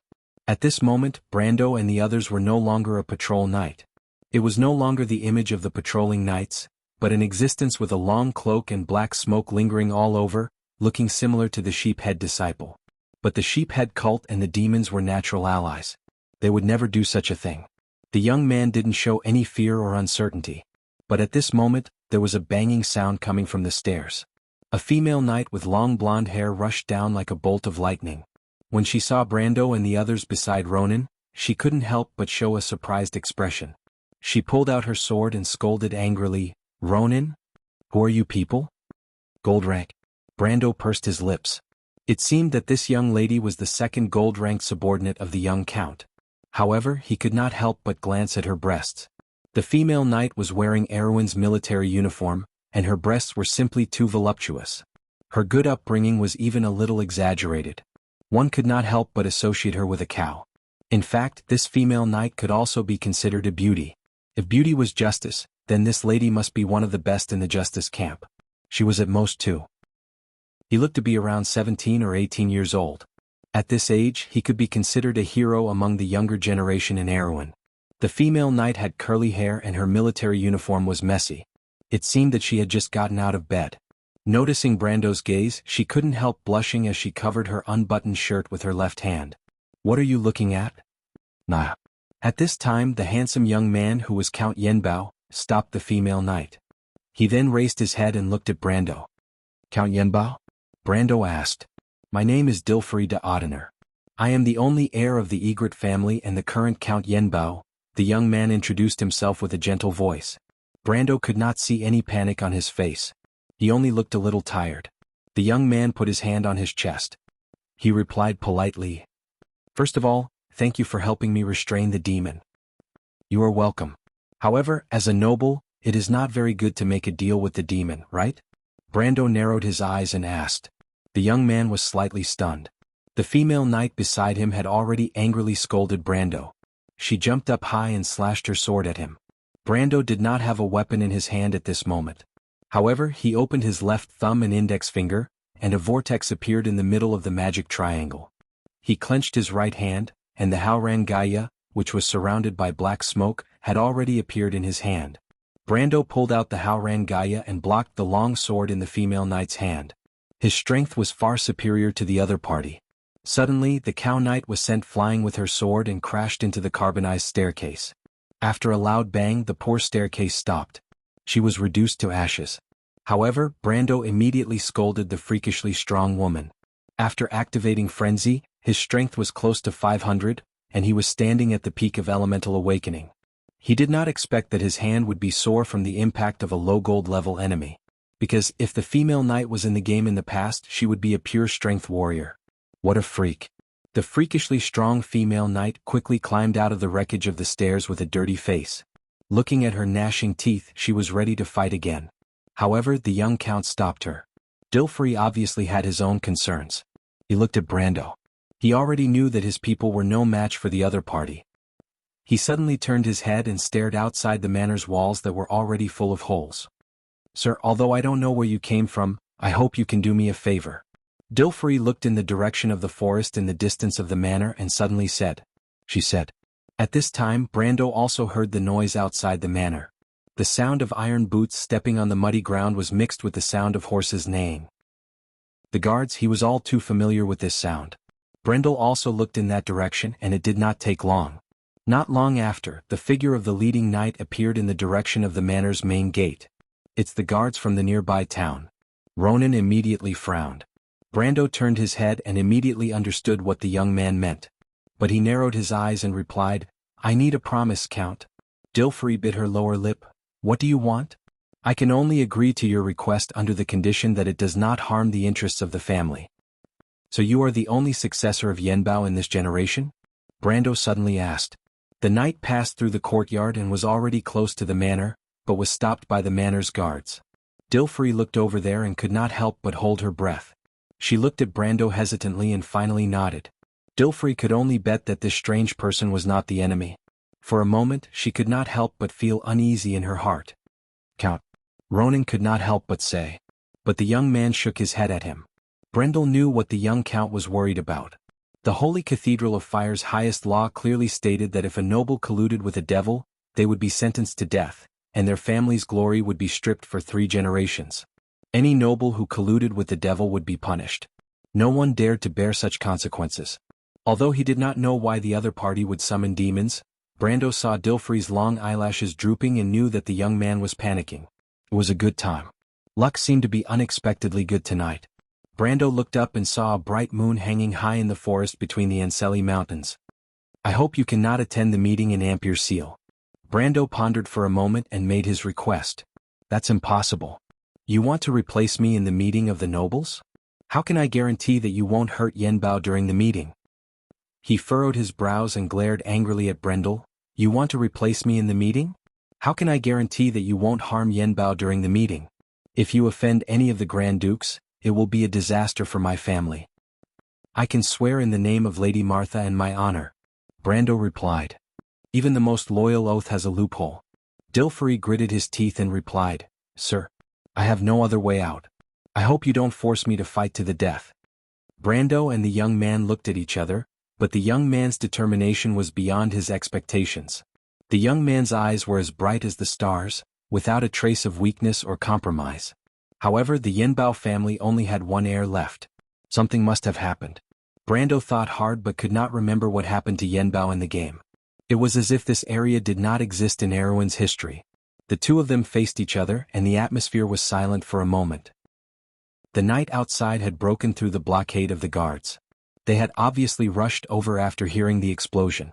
Brando noticed that there was no fighting outside, which meant that the knight on guard did not find the Roman and the others hiding in the forest. Yes, this was a relief to him. However, the security forces in Ampere Seal were notoriously difficult to deal with. If he could not reach an agreement with the young earl, tonight's operation would be in vain. You want to attend the meeting in Ampere Seal? The night was getting closer and closer, and the young man finally could not hold back and spoke first. Brando nodded. Can you promise not to offend any of the forces? The young man asked. I'm afraid I can't promise that. Brando spread his hands. He had no intention of lying. He could not drag innocent people down with him for his own selfish reasons. However, I may be able to promise that at least I won't implicate you. The young man stared at him. The night was almost at the gate of the manor. They had already seen the huge hole, but there was no fire in the corridor. Brando and Dilfrey stood in the dark, so the knight did not notice the situation in the house. After a while, the young man finally spoke. Then I can take you to the meeting as a follower. Dilfrey looked at Brando nervously. After all, this strange man did not seem like someone who liked to be under others. However, to her relief, Brando nodded. Okay, deal. Brando took out a crystal ball from under his cloak and gestured to the young man. Recording crystal. Despicable. The young man could not help but grit his teeth. Brando smiled helplessly. At this time, the knight finally entered the house. Brando had already pulled down his cloak and pretended to be Dilfrey's guards with the Nightsong Tiger and the others. He stood behind the young man without saying a word. The young man took a deep breath and glanced at the corridor. Pharaoh was already there. He was slightly relieved when he saw that the hexagram array left by the demon was almost cleared. He walked down the stairs and faced the night guards. However, Brando immediately noticed that there were not only the night guards. He saw that there were also some well-equipped knights wearing silver armor and red battle robes mixed in with their dark blue uniforms. Brando was slightly surprised. Royal Knight, why are they here? He suddenly realized something and lowered his head to send a telepathic message to Medisa. Medisa, ask Sue how far is this place from the Rhyme Manor? Count, may I know what happened here? Do you need our help? At this time, a female royal knight with a good figure walked out of the crowd and looked up at Dilfrey, who was on the stairs. The knight's voice was soft and clear like a silver bell, but Brando could not help but feel his scalp tingle when he heard it. He raised his head and saw a face that he couldn't be more familiar with. The one wearing the royal knight's armor was a young girl with a brown ponytail who looked very innocent.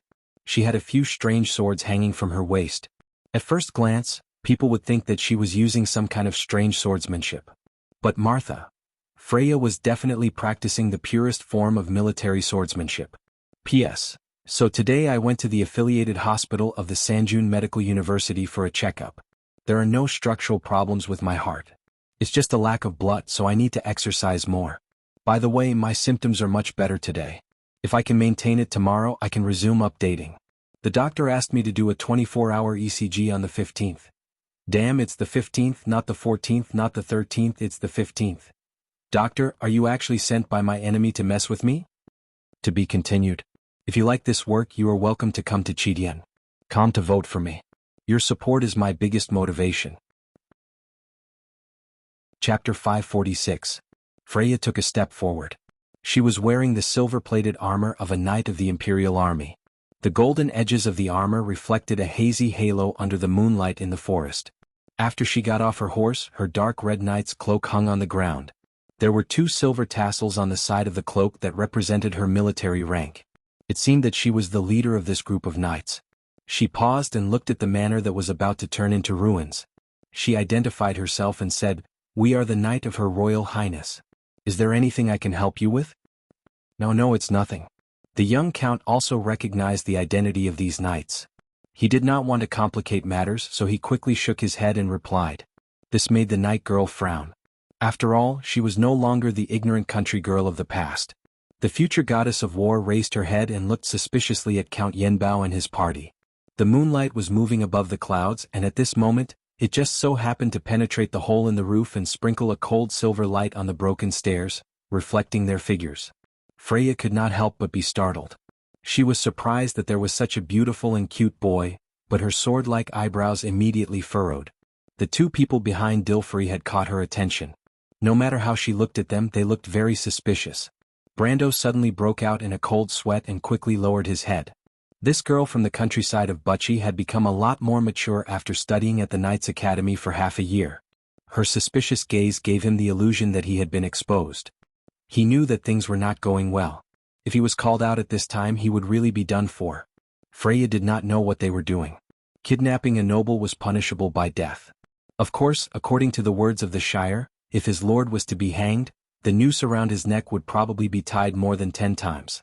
But after all, Brando did not want his plan to fail. "My lord, do you think Miss Freya recognized us?" The Shire could not help but break out in a cold sweat and carefully asked through telepathy. Brando cursed the jinx in his heart.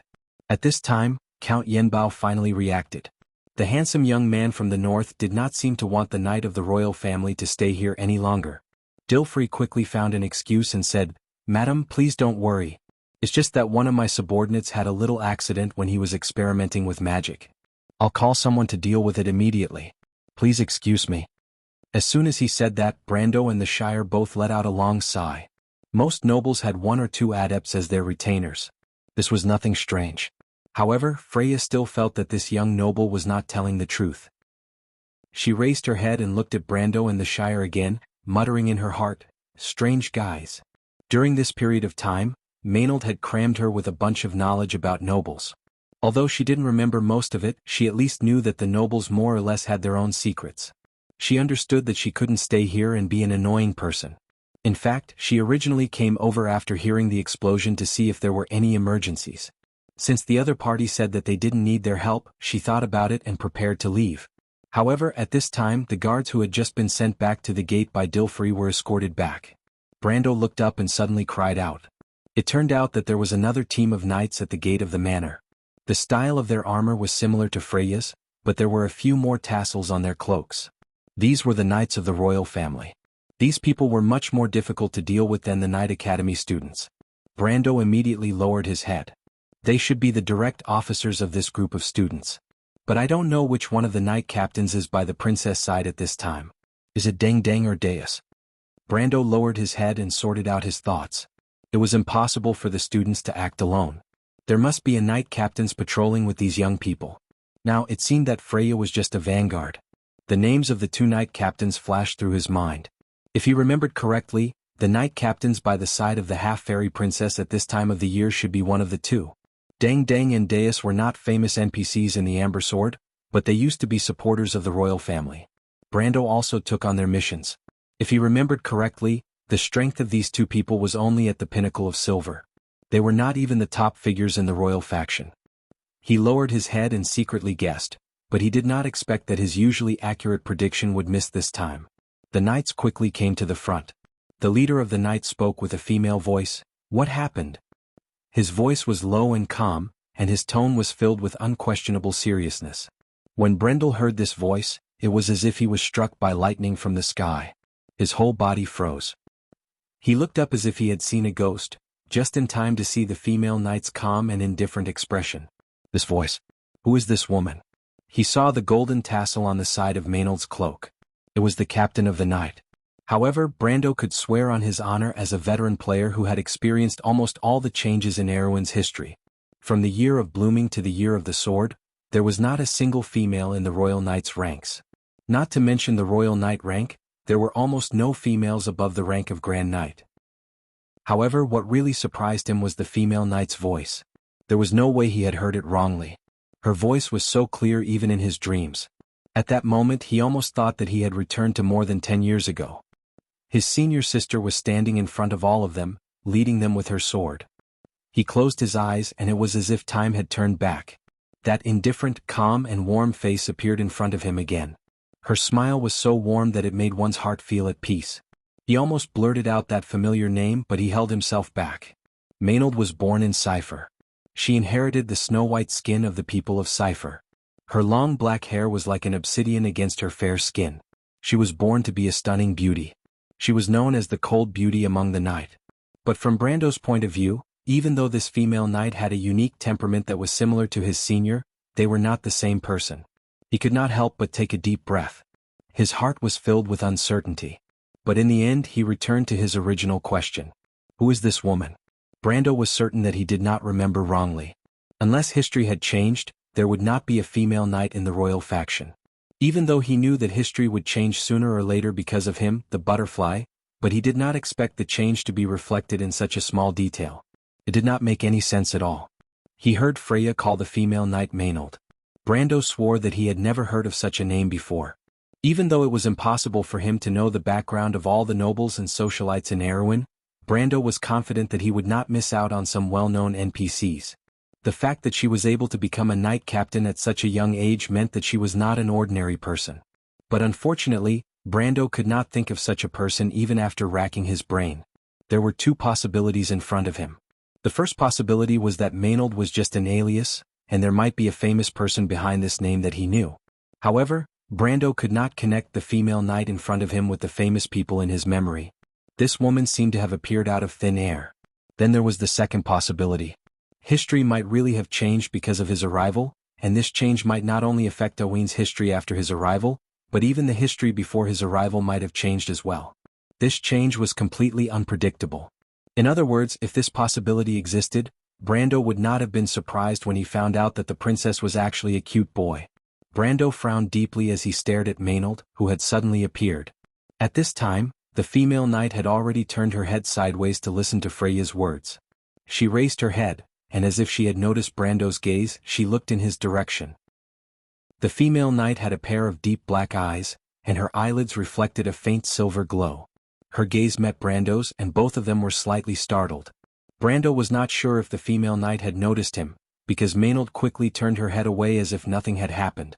She did not even intend to dismount from her horse.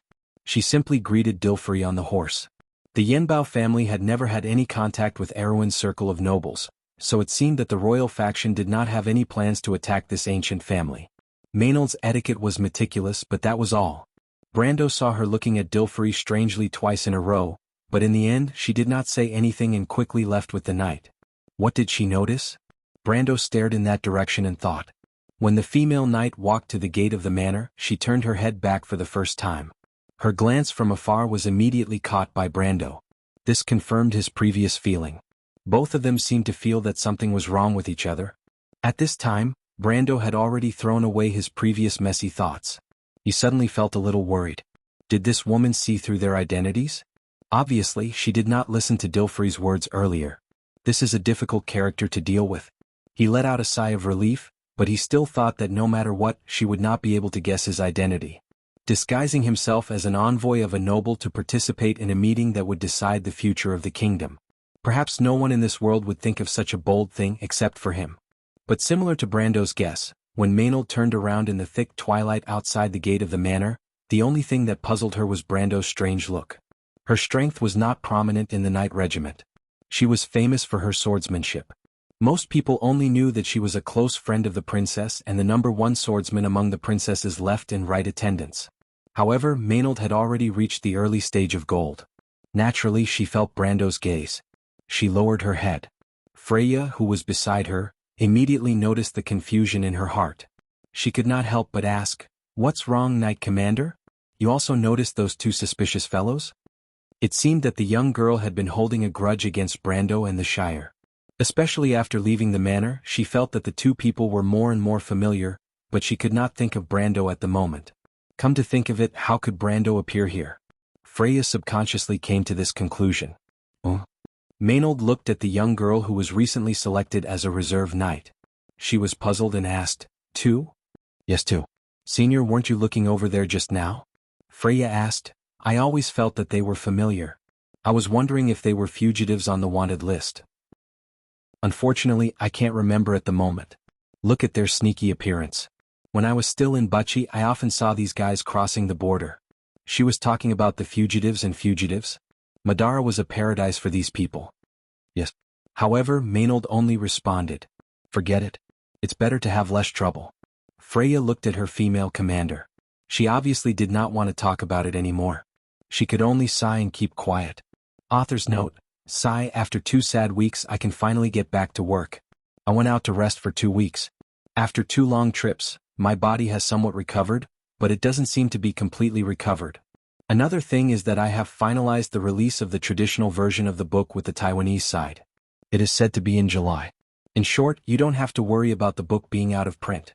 Well, you can expect the problem of rushing the manuscript. Finally, today is May 14th. There are still 8 hours before the gates of hell open again after 10 years. Of course, I have to go to the hospital first tomorrow before I can come back to fight with Big Pineapple. Comrades, I hope the doctor will not ask for leave tomorrow. If you like this work, you are welcome to come to Chidian.com to vote for me. Your support is my biggest motivation. Chapter 547. The sound of the Royal Knight's horses' hooves gradually faded away in the night, and the manor finally returned to its peaceful state. Brando saw the young Earl frowning slightly as he looked in that direction. The young man turned back and looked at him. The bright moonlight shone on his soft and beautiful face with a thoughtful look. Dilfrey asked pointedly, "You seem to know them?" Brando did not intend to be frank about his identity. He lifted the hood that previously covered his face and smiled mysteriously at the young man. "Humph," Dilfrey snorted softly. He glanced at the messy house that only had the structure left. "Anyway, thank you for your help.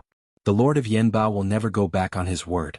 But Martha will be watching everyone on the ground from the sky. I hope you gentlemen will remember your promise." "I will not implicate you, please rest assured," Brando assured the young man. Dilfrey looked at them suspiciously. "Who are you going to deal with?" Brando smiled but did not answer. "You make me feel uneasy, sir." Dilfrey bit his lips and said angrily, "Then we will separate after entering the venue. But the Holy Cathedral will eventually find out that you entered with us." This was a problem. Brando thought that the Earl was really meticulous. He looked back at the Shire, and the Shire also shrugged. Everyone knew that the Holy Cathedral was not a manor located in the countryside. No illusion could fool the eyes of the monks unless Martha came personally. Brando was silent for a moment and replied, "Well, if it comes to that, you can say that you were coerced by us." Dilfrey was slightly startled. He looked at them curiously, almost unable to believe that this was something that a group of vicious infiltrators would say. "Kidnapping a noble, aren't you afraid of getting into trouble?" "If I was afraid, I wouldn't have come." Brando smiled slightly. "But you can threaten me to keep my mouth shut. You have something on me." Dilfrey frowned and looked at them in confusion. Isn't that right? Can I understand that you are teaching us how to coerce you, Earl? Brando could not help but ask with some amusement. No. No. The young man blushed. It's just that you don't understand? Brando smiled. In fact, he did not think that there was anything to hide in his actions. He just did not want to complicate things. If the Holy Cathedral insisted on investigating, then let it. He dared to come to Ampere Seal to cause trouble. In fact, he had already prepared for the worst. The worst result was nothing more than going against the Holy Cathedral of Fire. It was not like Erwin had not done this before. The late King Eric had fought many battles with the Holy Cathedral of Fire. The legendary king had the Wind Elves as backup, and so did he. Brando believed that Orthless would not leave him in the lurch. Besides, the Holy Cathedral of Wind would probably be happy to light a fire in the backyard of the Holy Cathedral of Fire. Thinking of this, Brando could not help but smile contemptuously. Whether it was Erwin of the Holy Cathedral of Fire or Erwin of the Holy Cathedral of Wind, Erwin was Erwin. He had made up his mind and there was no need to change it. He waved his hand. It doesn't matter whether it is or not, it's settled. I just happen to not have the habit of taking advantage of others. If that's the case. Dilfrey looked at Brendel's group with a complicated expression. She thought to herself, are they crazy? Don't they know how serious of a crime it is to kidnap a noble in the territory controlled by the Holy Cathedral? He grew up in a noble family and received the best etiquette education. He was familiar with the gentle and elegant style of the nobles, but he had never seen or thought of such a crazy thing. He could not help but be stunned for a moment. What do you think, Count? Dilfrey's palms were sweating, and he did not know why his heart was pounding. I know. Let's make an agreement under the witness of Lady Martha. Please, don't worry if, until the last moment, I will not give you up. You are the most gentlemanly robbers I have ever seen. Brendel laughed again, thinking that this young count was really interesting. Could it be that you've seen a lot of bandits, my lord? No, I've seen some at the border. Dilfrey realized that he had said something wrong and quickly replied with a red face. Brando smiled. Then it's a pleasure to work with you, Count. In the past 16 years of his life, Dilfrey had never thought that he would be able to cooperate with a group of uninvited guests, or rather, bandits in the forest. At least that was what he thought. But for some reason he did not feel that he was unwilling to cooperate with them. He could not help but look at his two subordinates, the female knight Nia and the swordsman Ronan. The female knight looked unhappy, but Ronan just shrugged. Then, it's a pleasure to work with you. You are very good at bewitching people, my lord.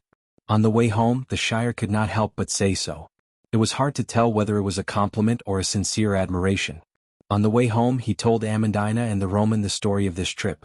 When he talked about the negotiation between his lord and the young Count of Yenbao, he could not help but mention this.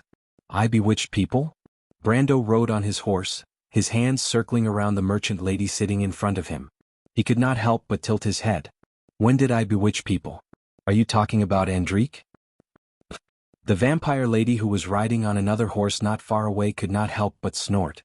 She was riding on a tall pure black warhorse. This was the color she insisted on choosing. No, that's not what I meant. The Shire sat on a yellow-brown horse and hurriedly explained.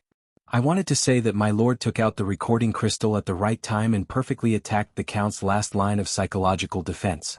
It reminded me of the wandering Noxians in the Highlands.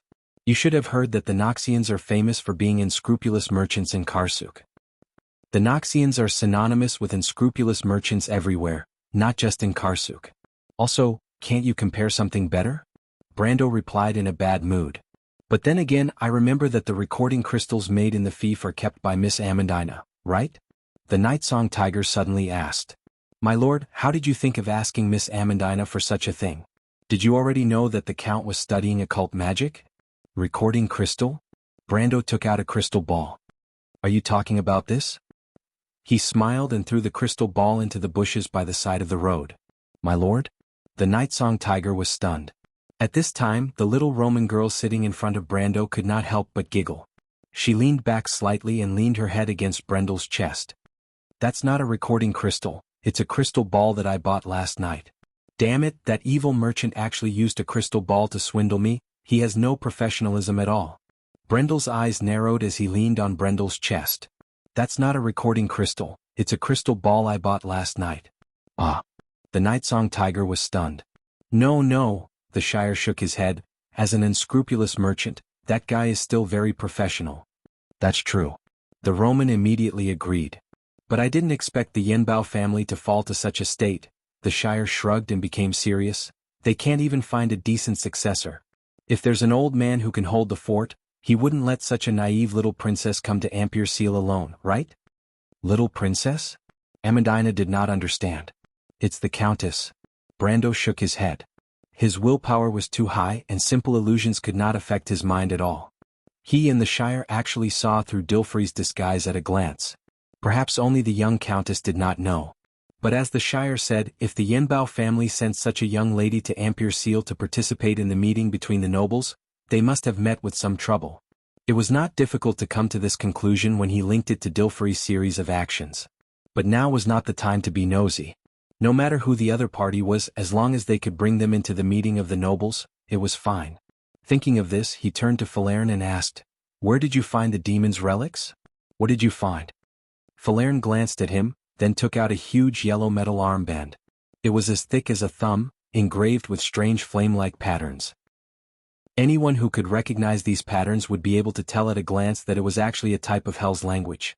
It recorded the full text of the Devil's contract that was engraved on the sulfur slate of the 11th layer of the scorching hell. The Devil's armband. As soon as Brando saw the yellow metal armband, he could not help but curse in his heart. The Devil's armband was said to be an item used by high-level demons to control lower demons in hell.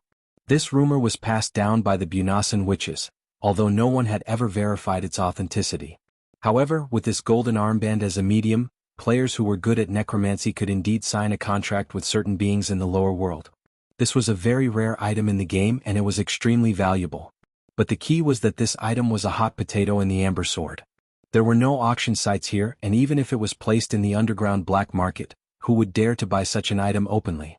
Although Brando knew in his heart that this item was valuable, he could not think of a better way to sell this item. He could not possibly do business with the cultists, right? Brando felt that he was not that crazy yet. He held the item and looked at it several times. It was not that he could not use the Devil's armband, as long as he changed his profession to a summoner. But there was another problem here. The demons summoned by the Devil's armband were not servants in the usual sense, but the owner of the armband.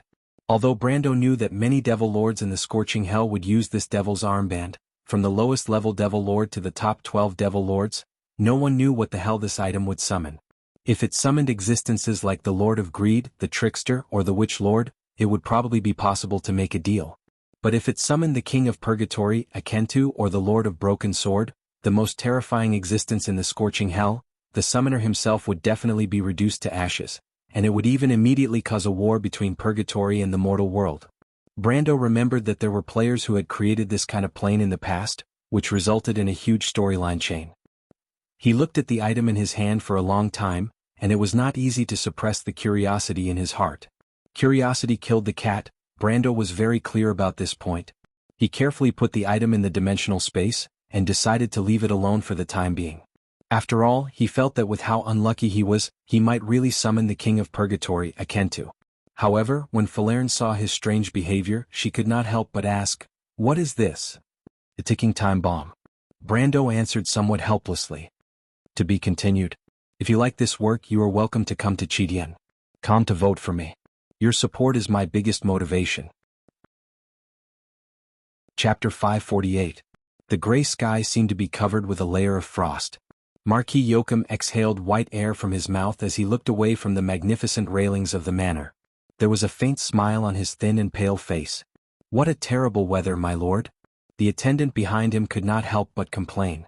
Marquis Joachim had been wearing a mink coat. He just rubbed his hands and said, "Although the temperature is lower than the winter when the ice melts, no matter how cold it is, it can't stop our hearts from burning."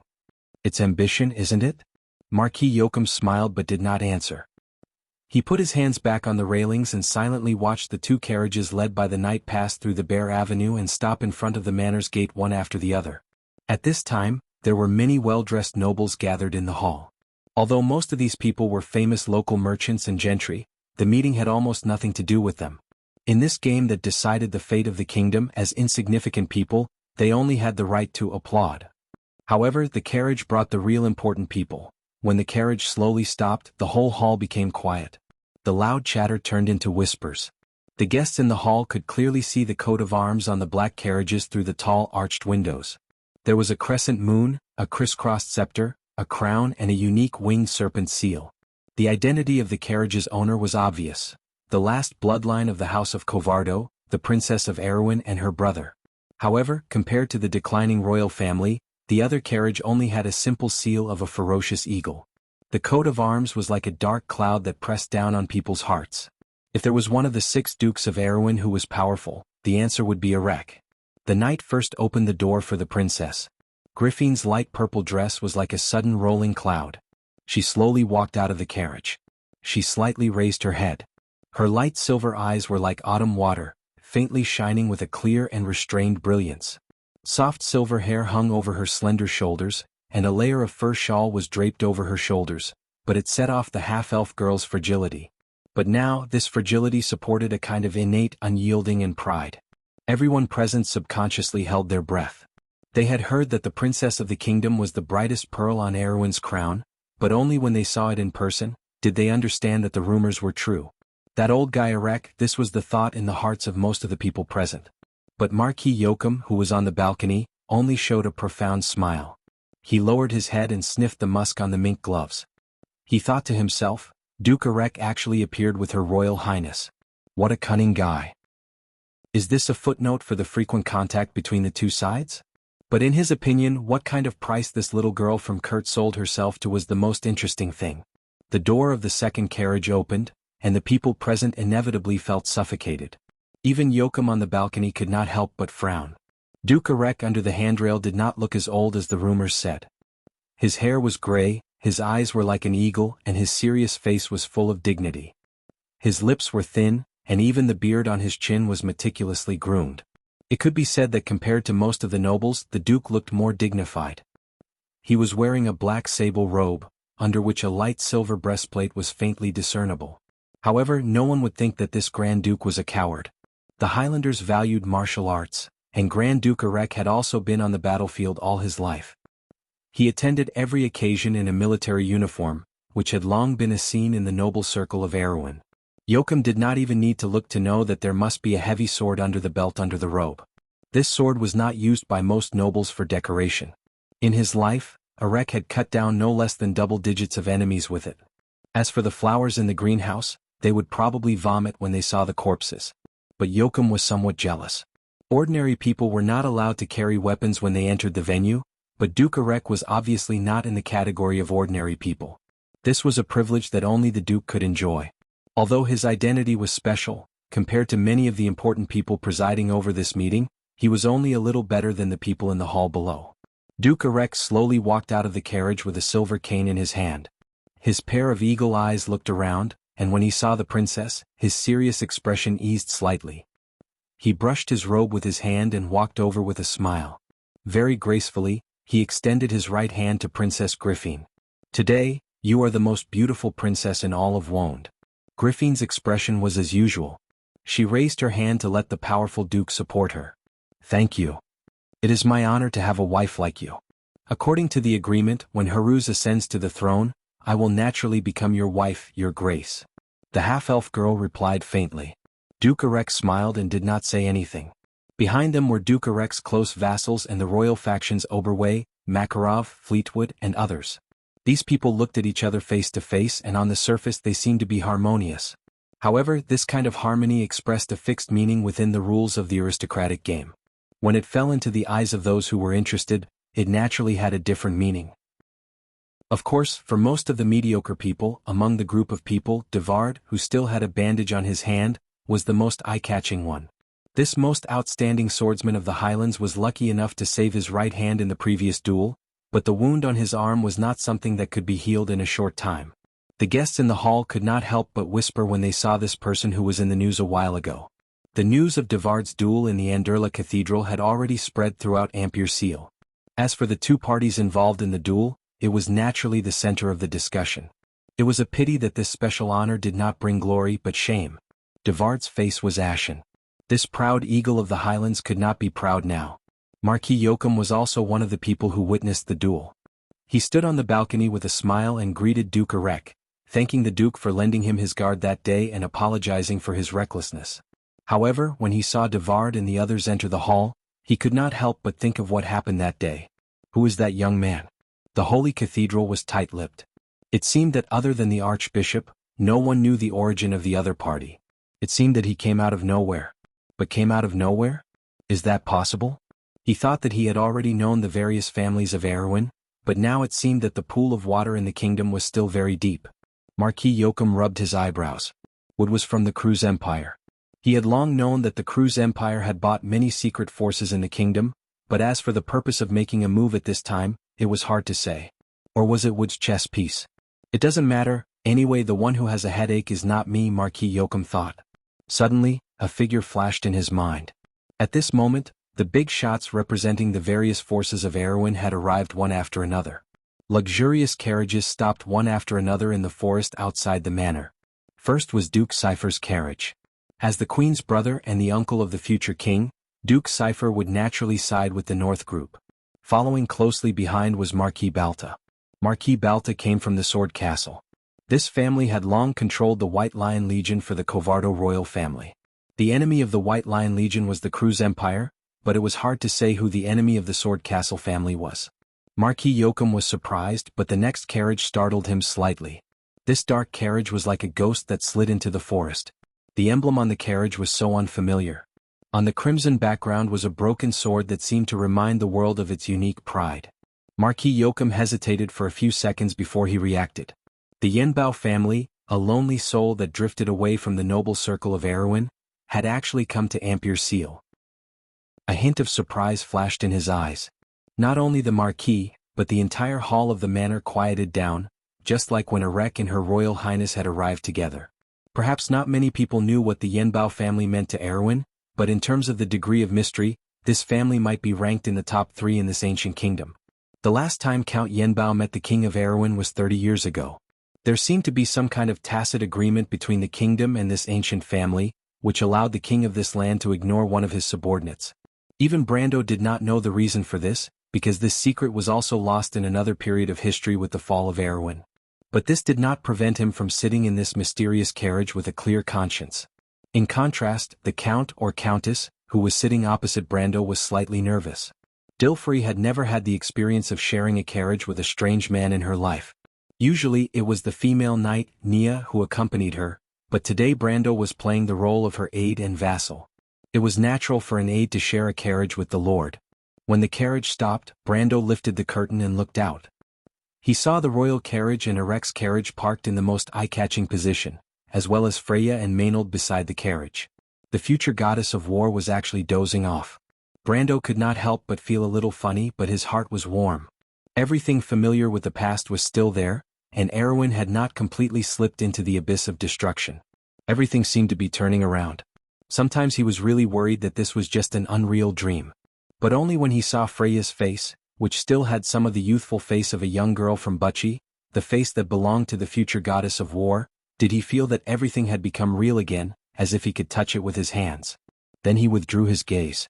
At this time, the knight outside the carriage had already opened the door. The one who opened the door was Nia, and the female knight glared at him unhappily. Brando did not care. He got out of the carriage first and then extended his hand to the countess. Dilfrey hesitated for a moment, then took his hand and jumped out of the carriage. As soon as the two got out of the carriage, they attracted a lot of attention. Of course, Brando did not think that these gazes were directed at him. In fact, they were. Everyone in the manor was surprised by Dilfrey's age. She was wearing a countess robe, and the 3 silver lines on the fur robe proved her identity. Yenbao had a new heir. But among all the people present, at least one gaze fell on Brando. "It's you."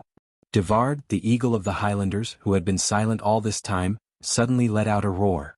The roar was so loud that it made people wonder if it was made by the thin body of the swordsman. The roar penetrated the hall of the manor, and even the floor shook as if it reflected the anger of the owner of the voice. Everyone was startled. Dilfrey was no exception. She had already thought that Brando and the others were here to cause trouble, but she did not expect that trouble would come knocking on her door as soon as she got out of the carriage. This was not what they had agreed on. The countess could not help but frown and look at Brando with a questioning look. The focus of her gaze had now shifted from the countess to Brando, but Brando only felt a little embarrassed. He could not help but raise his eyebrows. He did not expect that this guy would come with him even though he was injured. Note 1. Kurt is the hometown of Griffin in the province of Corcova. P.S. Miss, I was wrong again. 55555. We had originally agreed on 2 chapters, but the editor of Chidian had something to do with me today, so I filled in some forms and delayed it.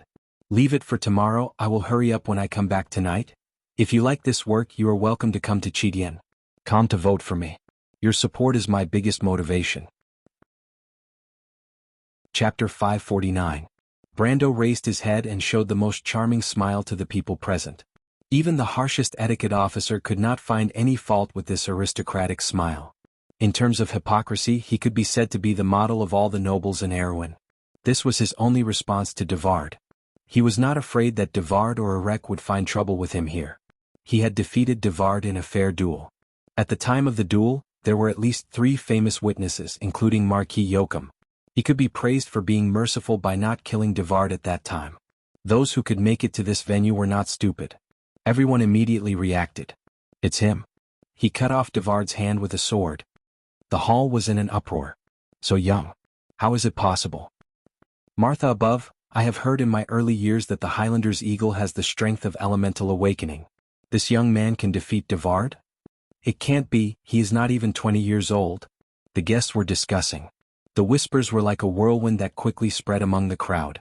The emotions of surprise spread, and even the noble Princess Griffin could not help but cast a surprised glance at Brando. Grand Duke Erek raised his eyebrows and did not hide the gloominess between his eyes. On the other hand, Duke Cypher's fox-like face showed a playful smile. Devard's face was as gloomy as a lead sheet. He was just speechless for a moment when he saw the enemy he had been searching for appear here, but he had forgotten the situation he was in. As the loser of the duel, his private revenge here would only make him a laughingstock in the noble circle. The key was that Grand Duke Erek absolutely would not allow him to lose face.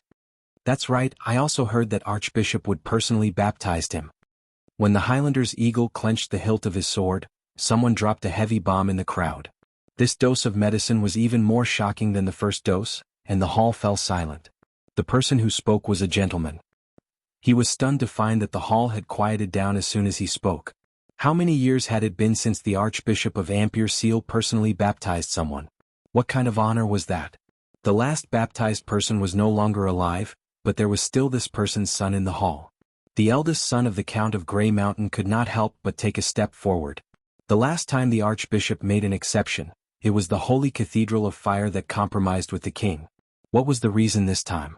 Baptism. Could it be that he is already a knight of the temple? After a long while, someone shouted in disbelief. Brendel was slightly taken aback. Even in his dreams, he did not expect these nosy guests to guess in this direction. The Holy Sanctum had 2 honorary titles. The title of Knight of the Holy Sanctum was only given to those who had contributed to the Holy Sanctum and had reached the elemental realm. However, Brando was a Knight of the Templar. Although there was only a difference of 1 word between the Templar and the Templar, the difference in strength was huge. That's right. Without the strength of a Temple Knight, how could he defeat Devard? Exactly. Almost everyone agreed with this outrageous guess. The development of the matter was like a wild horse that had escaped from its reins. Even the Countess looked at him with some surprise, and there was even some disbelief in her eyes. You are the mysterious swordsman who defeated Devard in 1 move? Wait, what's with this defeated Devard in 1 move? Where did such a ridiculous rumor come from? Brando obviously underestimated the power of rumors. In fact, from the day the rumor came out, it became him nailing Devard to the wall of Anderla with 1 sword and punching a hole in this historical monument. The world loved bizarre stories, but he did not expect to become the main character of the story. He quickly gave Dilfrey a look in case the young lady screwed up her act. Now everyone's eyes were focused on the 2 of them. Everyone present was smart, especially the few priests of the Holy Sanctum. As long as there was a slight difference, they might be able to see through it. However, Dilfrey was also caught off guard by Brando's identity. She could not help but ask softly, "What do we do now?" "Of course we just walk in like this. Don't worry, just treat me as your retainer and aide." Brando grinned. "I can't afford to have such a powerful retainer like you." The Countess rolled her eyes at him. Brando suddenly wailed in his heart. "Young lady, you are now playing the role of a man. Can't you have some self-discipline as an actor?" However, he kept his mouth shut and only smiled helplessly. The two of them slowly walked into the hall, attracting almost everyone's attention. The attendants followed behind them. Naya and Ronan were among them, as well as the Shire in disguise. The three of them were gold rankers and could not hide from the eyes of most of the masters present. The powerful strength of the Yanbao family immediately caused a round of discussion. However, the focus of the discussion this time was whether it was a blessing or a curse for this mysterious and powerful family to return to Erwin's circle of nobles. I didn't expect them to be from the Yanbao family.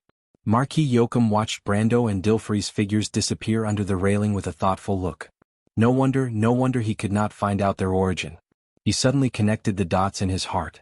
The Yanbao family was outside the influence of Erwin's nobles. It was a secret to most people, but as a member of Erwin's royal family, he had heard some rumors about this mysterious family. Back then, Erwin and Cruz were at odds with each other. Under the leadership of King Eric, they fought for decades.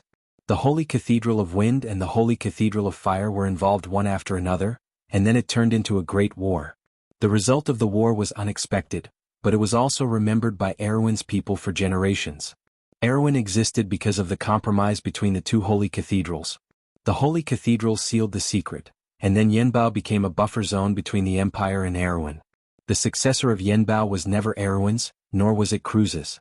This neutral person was only favored and conferred by the two holy cathedrals. Even Marquis Yoakum did not know the reason for this, but it did not prevent him from guessing. The holy cathedral did make a move. Marquis Yoakum instantly connected the conferment of Brando with the whole thing and came to a wrong inference. However, he did not realize that he had walked into a dead end. Instead, he thought that he had grasped the context of the whole thing. The Marquis thought of another person and could not help but show a smug smile. He knocked on the railing and said to his attendants, "Let's go down and meet this count." "My lord?" "I heard his men call him lord that day. If I'm not wrong, he must be the real successor of the Egret family." Marquis Yoakum smiled. "He must not have thought that I would be here. I really want to see his expression when he sees me." Although Marquis Yoakum had always been known for being unruly in the noble circle, his men still felt a little confused at the moment. Their master actually just wanted to see the other party's expression and rashly offended a mysterious and powerful family. Moreover, he knew that the other party might be the mysterious lord. What kind of spirit was this? However, to Marquis Yoakum's disappointment, Brando did not show any surprise when he saw him. It was as if he had expected, in fact he already knew, that he was here. Brando faced his outstretched hand and said an old saying of the Nine Phoenix people, "No discord, no concord, Marquis Yoakum." Fortunately, although Marquis Yoakum was unruly, he was still the successor of the Covardo family and had always been knowledgeable. He was stunned for a moment before he understood the meaning of this sentence, and then he smiled. "The Count is really a wonderful person." Brando corrected him with a serious face. "No, you're mistaken. This is my lord." He led Dilfrey to the front, and the Countess blushed a little because Brando pulled her hand. She secretly clenched her teeth, thinking that she had to teach this self-righteous guy a lesson. But after thinking about it, she felt somewhat discouraged, because she couldn't think of any way to teach a temple knight a lesson. No wonder he was not afraid of me exposing him. He is in cahoots with the Holy Cathedral. Dilfrey was glad that she did not act rashly. Marquis Yoakum did not expect Brando to play it down and not admit it at all. In fact, Brando could not admit it because he had no relationship with the Yanbao family. However, Marquis Yoakum did not think so. He looked at the Countess, whose face kept changing, and his heart further confirmed his guess. But even so, he still smiled and said, "It's an honor to meet you, Count." He was very different from when he was in the Holy Cathedral. It was a pity that the Countess was thinking about her own things and did not even know how to answer. After Marquis Yoakum, the nobles came up one by one to meet the mysterious and ancient heir of the family. Of course, most of them just greeted him casually. However, to Brando's surprise, even Duke Arek and Duke Cypher came up to greet him. He could not help but think that this mysterious family was really charming. Martha above, these two Grand Dukes almost represented the pinnacle of power in Erwin. It was reasonable to say that they could ignore a special count and maintain their nobility. But what really made Brando's heart beat faster was that he saw the royal faction coming over. But that was not the point. The point was that the ministers of the royal faction were surrounding the jewel of the kingdom's crown, Princess Griffin. Damn it. Brando's heart suddenly beat faster. Her Royal Highness used to be the spiritual pillar of all Erwin players. This kind of worship and fanaticism even exceeded the reverence for the Valkyrie. because Her Royal Highness was the one who had always inherited the will of Erewhon. It could be said that without her there would be no new Erewhon in the future. Although history had already passed, that meaningful memory would always be eternal. In the Amber Sword, Brando had only seen Her Royal Highness a few times in public places. He was a player and always had the perspective of a bystander, but he still remembered the scene of the tsunami of cheers. It could be said that every Erewhon player had a special feeling for the princess, and he was no exception. Brando's trip was to meet the princess, but he did not expect it to come so soon. I'm not ready yet. Brando could not help but want to wipe the sweat off his forehead, if there was any. Princess Griffin was approaching. The hall of the manor had never been as quiet as it was now. This strange silence finally made Freya, who was dozing off by the carriage, feel that something was wrong. She shook her head and blinked her eyes to wake up. "You're awake." Maynard turned her head. The female knight's dark eyes had a rare kind of warmth. She smiled tolerantly. I'm sorry." Freya was startled. "I accidentally." "Don't worry," Maynard replied. "You'll get tired if you're too nervous. You'll get used to it." "Even so." Freya looked depressed. She frowned, ran her hand through her long brown ponytail, and then buried her head to check her sword. "I'll be careful, Senior." Maynard nodded and then looked at the manor. "What happened?" Freya could not help but ask. "The young count from last night. They're here too?" Freya could not help but look up curiously, but her eyes immediately widened. Oh. She trembled as she pointed at Brendel. She could not believe her eyes. The face that she had seen countless times in her dreams appeared so clearly in front of her at this moment. She almost thought that she was still in a dream. Maynard immediately sensed that something was wrong. She turned her head and frowned. "Do you recognize who it is?" No." Freya did not know how to answer. It was too much. She felt that Brando was too despicable. Whether it was in Bucci, Fortress Reeden, or this time, he always caused trouble for her. How should she answer? Should she tell Maynard that it was Brando? It was a pity that she could not even confirm whether it was Brando or not. She only felt a flash of light in her head. She suddenly remembered that the two sneaky fellows she saw last night were Brando and the Shire. So that's why. The future Valkyrie's expression kept changing, but with Maynard's keen senses, she could already smell that something was amiss. She suddenly woke up and asked, "Is it the two people from last night? You recognize them? Aren't they from the Yenbao family?" Freya stared at Maynard. She did not say anything. The knight captain had already gotten the answer from Freya's reaction. She immediately held her sword and whispered to everyone, "There's something wrong with those people. Follow me and protect the princess." Wait. Freya's heart was in a mess as she looked at the scene. How did things turn out like this? To be continued. If you like this work, you are welcome to come to Chidian. Come to vote for me. Your support is my biggest motivation. Chapter 550. Maynard and her knight were at each other's throats, but no one in the hall noticed. The Princess of Erewhon had arrived in front of the Countess and smiled at Dilfrey. The latter looked at the most beautiful Princess of Erewhon with a slight frown and a slight nod, but no one noticed the slight loneliness hidden in her eyes. Princess Griffin and Dilfrey obviously knew each other, and there was a small whisper in the hall. Yenbao was a family as ancient as the royal family of Covardo, and the history of both families had lasted from the birth of the kingdom to the present day. It was not surprising that its members knew the heir of the royal family. It was rumored that the royal family maintained a mysterious relationship with some ancient traditional families, and now it was confirmed. Her Royal Highness's actions immediately attracted the attention of several powerful figures present. Only Marquis Yoakum looked at this scene with a smile that did not look like a smile. He stood at the side, raised his wine glass filled with blood-like liquid and said softly, "Viruisat." But at this time the commotion outside the manor finally reached his ears. He had been standing alone by the window after greeting Brendel earlier, so he was the first to notice the commotion outside. He turned around and saw the movements of the royal knights, and his expression changed drastically. Griffin turned her gaze to Brendel.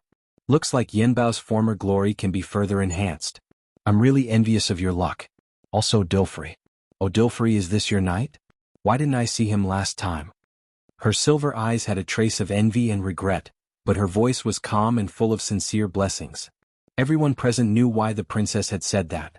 A young man who entered the gold realm at the age of 20 could be regarded as an elemental awakener, because such a genius would eventually reach that level.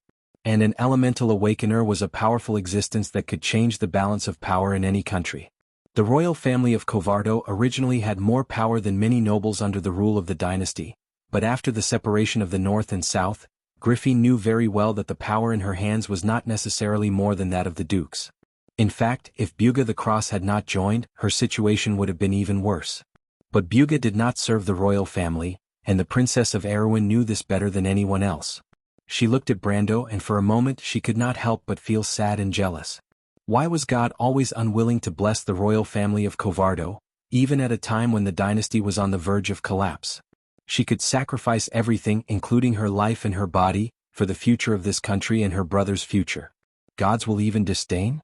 But Dilfri's face darkened. She nodded. Because of that, she did not see him. Brendel could not help but look at the Countess. He probably did not expect her to lie without batting an eyelid. I see. Griffin seemed to have noticed something. She looked up and squinted her eyes at Brando. I don't know why, but even though I have never seen you before, I feel that you look very familiar. That's strange.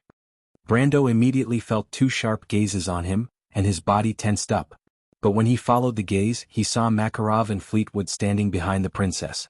The two sly old foxes obviously recognized him. But Brando was not nervous. Instead he relaxed. He did not put on any makeup today because he wanted Makarov and Fleetwood to create an opportunity for him to meet the princess. Brando knew that neither Cypher nor Covardo would give up on the Lionheart. When he triggered the Divine Relics reaction, Fleetwood and Makarov were there. He believed that Fleetwood would be able to tell that the reaction had something to do with the Lionheart. In fact, when Erewhon's envoy appeared at the Green Tower, it meant that Oberg VII was aware of it. As his only beloved daughter, Brando did not believe that Princess Griffin did not know anything about it. Now that the person involved was right in front of them, he believed that the royal faction would make a move. However, Brando did not know that the Lionheart had already appeared in the world and was in Freya's hands. Otherwise he would not have thought of such an idea. It was just that the royal faction had sealed off the news too well, and not many people knew about the Lionheart. Freya's performance at the Knights' Conference had attracted attention instead of the sword in her hands. It was because of these reasons that Brando had misunderstood her today. Brando did not intend to answer the princess question. He was now playing the role of Dilfri's retainer. Although the princess question was directed at him, he did not have the right to speak here. He looked at Dilfri and the latter replied awkwardly, Your Highness? Griffin smiled. Dilfri, are you worried that I will steal your man? Of course not. In fact, the Countess did not know that House Yenbao and House Covardo had a close relationship. This was one of the biggest secrets of the royal family. She had known Griffin since she was young, and she knew how competitive the princess was. However, if Brando was really her subordinate, she would not be at ease with this sister of hers. But since she knew that Brando had no relationship with her, she did not say anything.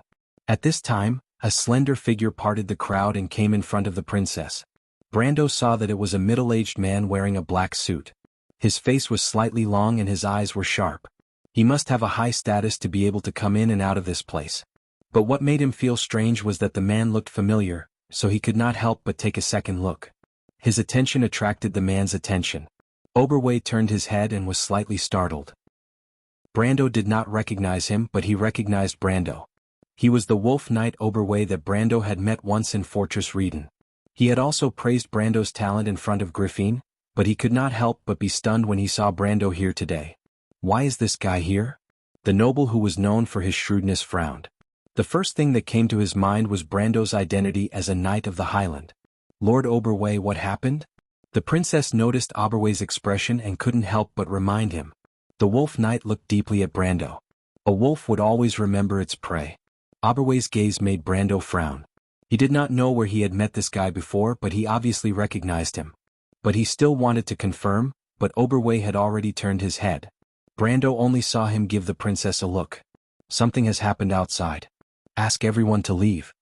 Oberway's voice was not loud, but it unexpectedly covered the whispers in the hall. Everyone quieted down. What happened? Griffin's beautiful eyebrows knitted together. This was the territory of the Holy Cathedral. If something happened, it would not be a small matter. There are heretics outside. Oberway replied. Heretics? With a boom, the whole hall seemed to be ignited. The Holy Cathedral of Fire was not xenophobic. Other than the 5 holy cathedrals that did not interfere with each other, Some small sects or mystical cults were mostly allowed to spread between various countries. But the 5 holy cathedrals only mentioned one heretic, and that was the cultist who followed the Twilight or the Dark Dragon. Regardless of how the cultists appeared in the central area under the jurisdiction of the Holy Cathedral, it was rumored that the cultists were mostly cruel, evil, and crazy. Of course, most of the nobles present were unwilling to be buried with these lunatics. So for a moment, some noblewomen even screamed. Not to mention these ordinary nobles, even Griffin and Brando could not help but be shocked.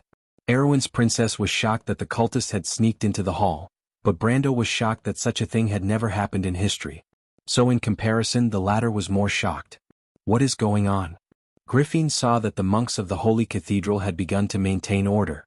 Several of them were at the center of the hall. Even if they wanted to look outside, they could not see the situation outside the manor. She was very clear about this, so she asked directly. But this time the usually shrewd lone wolf shook his head. In fact, even Maynard, who first discovered the cultists, did not know what was going on. Initially, she deduced from Freya's information that Brando and the rest were harboring evil intentions toward the princess. So she immediately ordered her knights to prepare to protect the royal faction in the hall. But she did not expect that the moment she gave the order, the entire manor would be in chaos as soon as the knights drew their swords. The cultists seemed to have appeared out of nowhere. They had disguised themselves as all kinds of people. Some were the attendants of the nobles, and some were even the guards of the manor. When they saw the knights of the princess draw their swords, they immediately drew their swords as well. Then, as if premeditated, they split into 2 groups. One group charged at the knights of the royal family, while the other group charged straight into the manor. The guards in charge of the manor did not expect the guards brought by the nobles to be enemies, so they suffered heavy casualties as soon as they met. When this happened, everyone could not help but be shocked. Only Maynard was certain that Brendel's plan had been exposed, and she was desperate. She was a qualified soldier, and at this moment she did not panic at all. She immediately drew her long sword and ordered everyone around her, "Don't tangle with these people. Their target is the nobles in the hall. All knights, listen up, immediately open a path and follow me." After that, she stabbed her sword into the heart of one of the cultists who pounced on her. Then she pulled her sword back without a trace of blood on it. Her movements were so fast that the people around her did not even have time to see it clearly. At this moment, there were quite a number of noble guards present. They were just momentarily stunned by the scene in front of them. When they heard such a calm and firm command coming from the hall, they immediately reacted and pulled out their weapons to attack. It wasn't that Maynard could command these guards with the prestige of the royal family, but it was entirely because most of the nobles who were able to participate in a Rex conference were of extraordinary status. Even if one of the nobles in the hall was injured, it was a price that the servants couldn't afford to pay. After all, the cultists who stayed outside were in the minority. As more and more noble guards joined the battle, the temporary line of defense that they had built at the periphery suddenly opened up a few long gaps. But the noble guards were not happy at all. These cultists lived up to their reputation of being fierce. They would often fight back at the last moment, but not one of them fled. When they thought of how many of these fierce people had killed their way into the manor, everyone present could not help but feel depressed. Due to the strength of the Holy Cathedral, the nobles were ordered to leave most of the guards outside the manor. Now that the accident had happened, everyone present could not help but curse the Holy Cathedral of Fire's despicable actions. Maynard was no exception. She frowned. Although Fleetwood was by the side of the princess, a wizard was still inferior to a warrior in close combat. Especially when the young man was a gold ranker or even had the strength of an elemental awakener. If he was close enough to the princess, Fleetwood would not be able to stop him in time. Maynard's hand gripped her long sword, and even her knuckles turned white. She just had to wait for the royal knight to break through the cultist's direction and immediately attack the manor. The black-haired female knight could not help but look around anxiously. At this time she found Freya in a daze. Freya. Maynard seemed to have found a place to vent her anger. She was one of the few people in the royal faction who knew the true identity of the girl from Bucci. Scepter of Fire, Everton was one of the true pride of the royal faction. It could be said that without Everton the royal faction would not exist today. As for Everton's only blood relative, Maynard's feelings were somewhat complicated. Freya was not always able to satisfy her. Even though she admired her hard work, but being overcautious and hesitant was not a quality that a general should have. How could such a person bear the honor of Scepter of Fire? Moreover, there was also that dream. Maynard shook her head and tossed her nervous thoughts out of her head. She looked at Freya sternly, and the latter seemed to have just reacted to the situation. You would have died 10,000 times if you were to be in a daze on the battlefield. Her tone could not help but become colder. I'm sorry, Senior Maynard. Freya was startled and quickly replied, I was distracted by something else. Your explanation better be convincing. Maynard replied. Duke erects guards. Freya frowned as she looked at the side of the carriage and whispered, Senior Maynard, although they are attacking, but they are scattered around the carriage. It is clearly more of a defensive orientation than what we learned in the tactical class. This is the basics of the basics of the basics in Erwin's infantry drill manual. Duke erects guards should be soldiers, they should know this, right? Maynard's eyes brightened slightly. She could hear the hidden meaning in Freya's words and immediately reacted.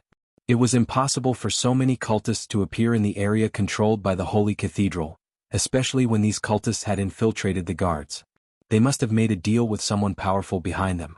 The guards of nobles were not so easily replaced, and there was a strong stench of conspiracy behind this. Be careful of them. Maynard replied coldly, but she was frowning inwardly. Her Royal Highness was negotiating with Duke Erek, and what was the other party's intention with this move? Or was he trying to frame her? She did not say anything when she thought of this, but she did not know that Freya, who was beside her, was greatly relieved. This young girl from the countryside of Bucci was overjoyed, thinking that Brando would not harm her Royal Highness after all. To be continued. If you like this work, you are welcome to come to Chidian.com to vote for me. Your support is my biggest motivation.